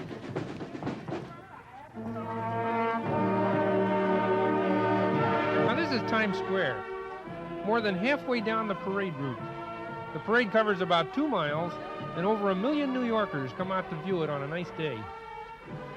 Looks like a nice day.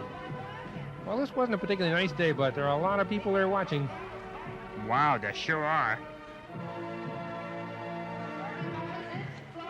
Sorry, I love that dragon.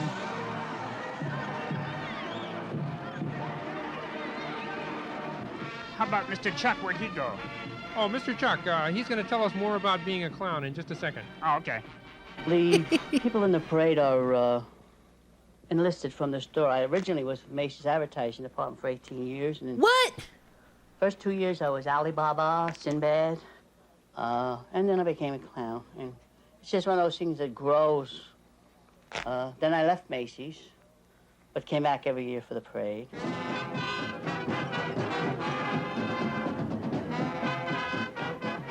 And it just grew, and then one day they asked me to come out here and check out our costuming, take an inventory for us, and recommendations of what we needed, and it just grew. Now I'm here all the time, like the rest of the relics. Jesus.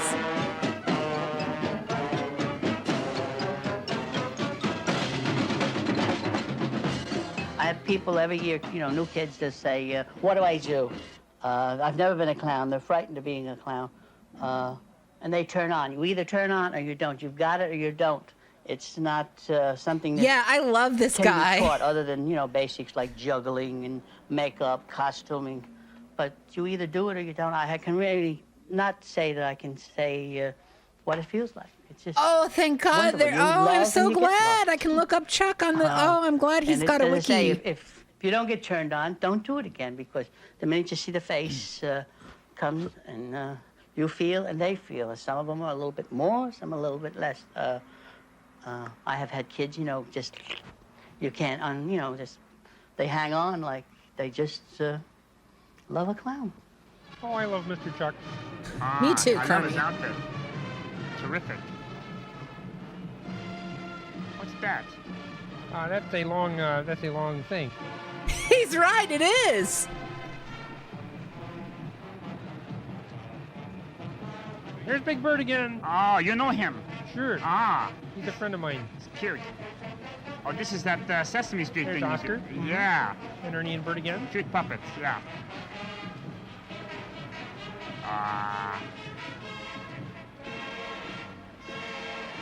What balloon is this? This is my balloon! Well, not quite. It's your balloon.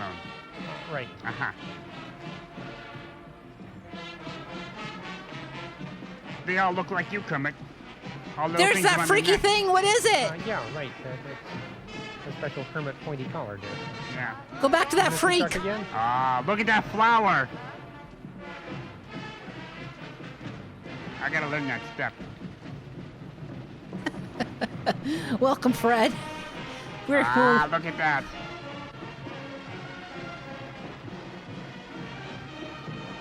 That's you again. Woohoo. Gee, you look good. I wonder how big my balloon is. You think it's bigger than yours? Cootie. Cootie spotted again.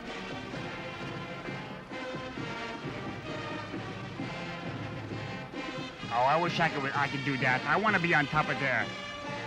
This is fun.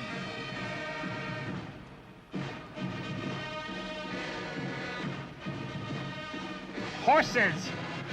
Horses, huh? Uh-huh. Wow, what a parade.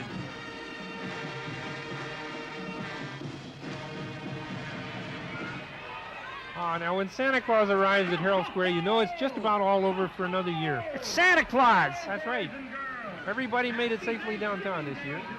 There's Linus the Lionhearted. There it is. You know, there was one year when Linus the the balloons didn't Lionhearted. go up I'm at all. pausing. That was a Oh, very I couldn't sad pause, year. but that was Linus the Lionhearted. I've actually heard of him The night before. before the parade, the winds howled along the streets at 100 miles an hour. Wow. So there was no way that the men could fill the balloons with helium. Oh, there you are. Yep. Yeah.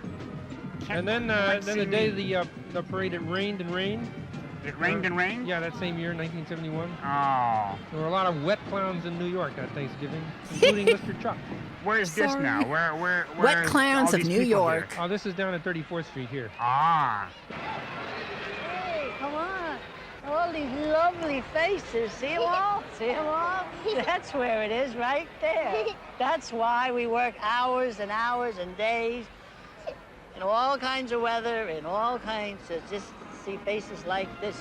That is what it's all about. You love clowns? Do you love clowns? Sure. Yeah. See, she loves clowns.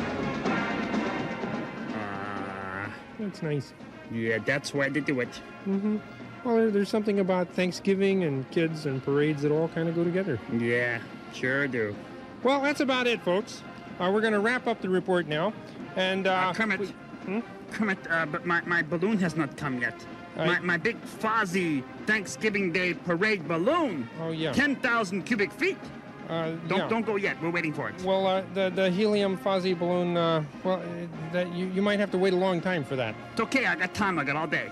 You might have to wait longer than that. Don't worry. It's okay. You go ahead. I'll just wait.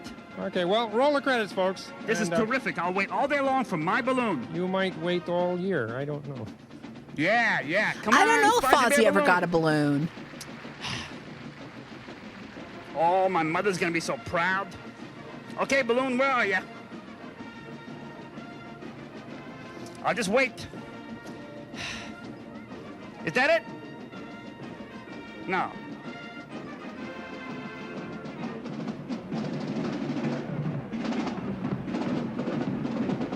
Yeah, Linus the Lionhearted was a spokesman for, I forget, Kellogg's, I think?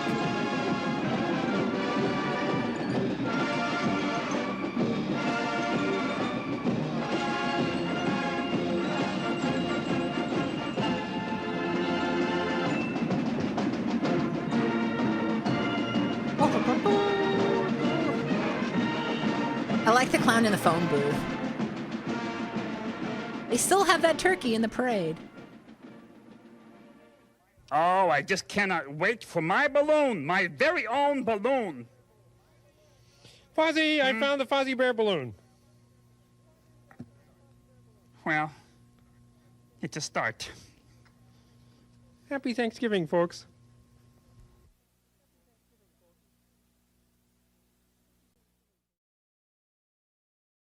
And folks, that was Hip Hip Parade, a former piece of lost media that was only found in the last, I forget how many years. So, yeah, take a look. Let me link to you the YouTube video again here. There you go. If you want to watch it on your own, support the creator, support the archiver, I should say. But yeah, that was my look at lost media found. I'm going to be doing another one of these because there's more stuff I could include, but I didn't have the time for. So I'll definitely be doing another one of these later this year. And yeah, thank you all so very much for watching. I really liked Dare, Bluff, or Die, but my throat didn't like it. But that was a really very educational, very in-depth game, very horny game, you know. Next time, I do have a few other CD-ROMs to show off. So, like I said, I'll... oh, Fred, thanks for following. Appreciate it. Homosexuality. I was going to say. So, my next stream, I'm thinking another interactive entertainment. I don't know what I put down as my next stream. I want to say it's more interactive entertainment. I think that's what I'm doing. But yeah, next stream won't be until the new year. So, look forward to that. I'm thinking, oh, hey, I hit my follow goal. Thank you, Cyber Decimal 6 as well for the follow. Appreciate it. Man, thank you. But yeah, we're doing next year. I have more interactive entertainment streams planned. I also want to play Theme Park and Dino Park Tycoon and a few other things. So look forward to that while I look for someone to raid. Who do we want to raid today? Let's hear it for Jimmy the Trucker. I'm just going to keep going. How about... Let's see. How about Flannel Cut? I don't think we've raided them before, so let's do that. I was just watching them earlier today, so let's start the raid. Thank you all so very much for watching. I do appreciate y'all joining me for my first year of solo streaming. I really appreciate your support. I really do. Thank you so much for following, for subscribing, just for watching, honestly, for chatting, all of that. Thank you so much. I really appreciate it.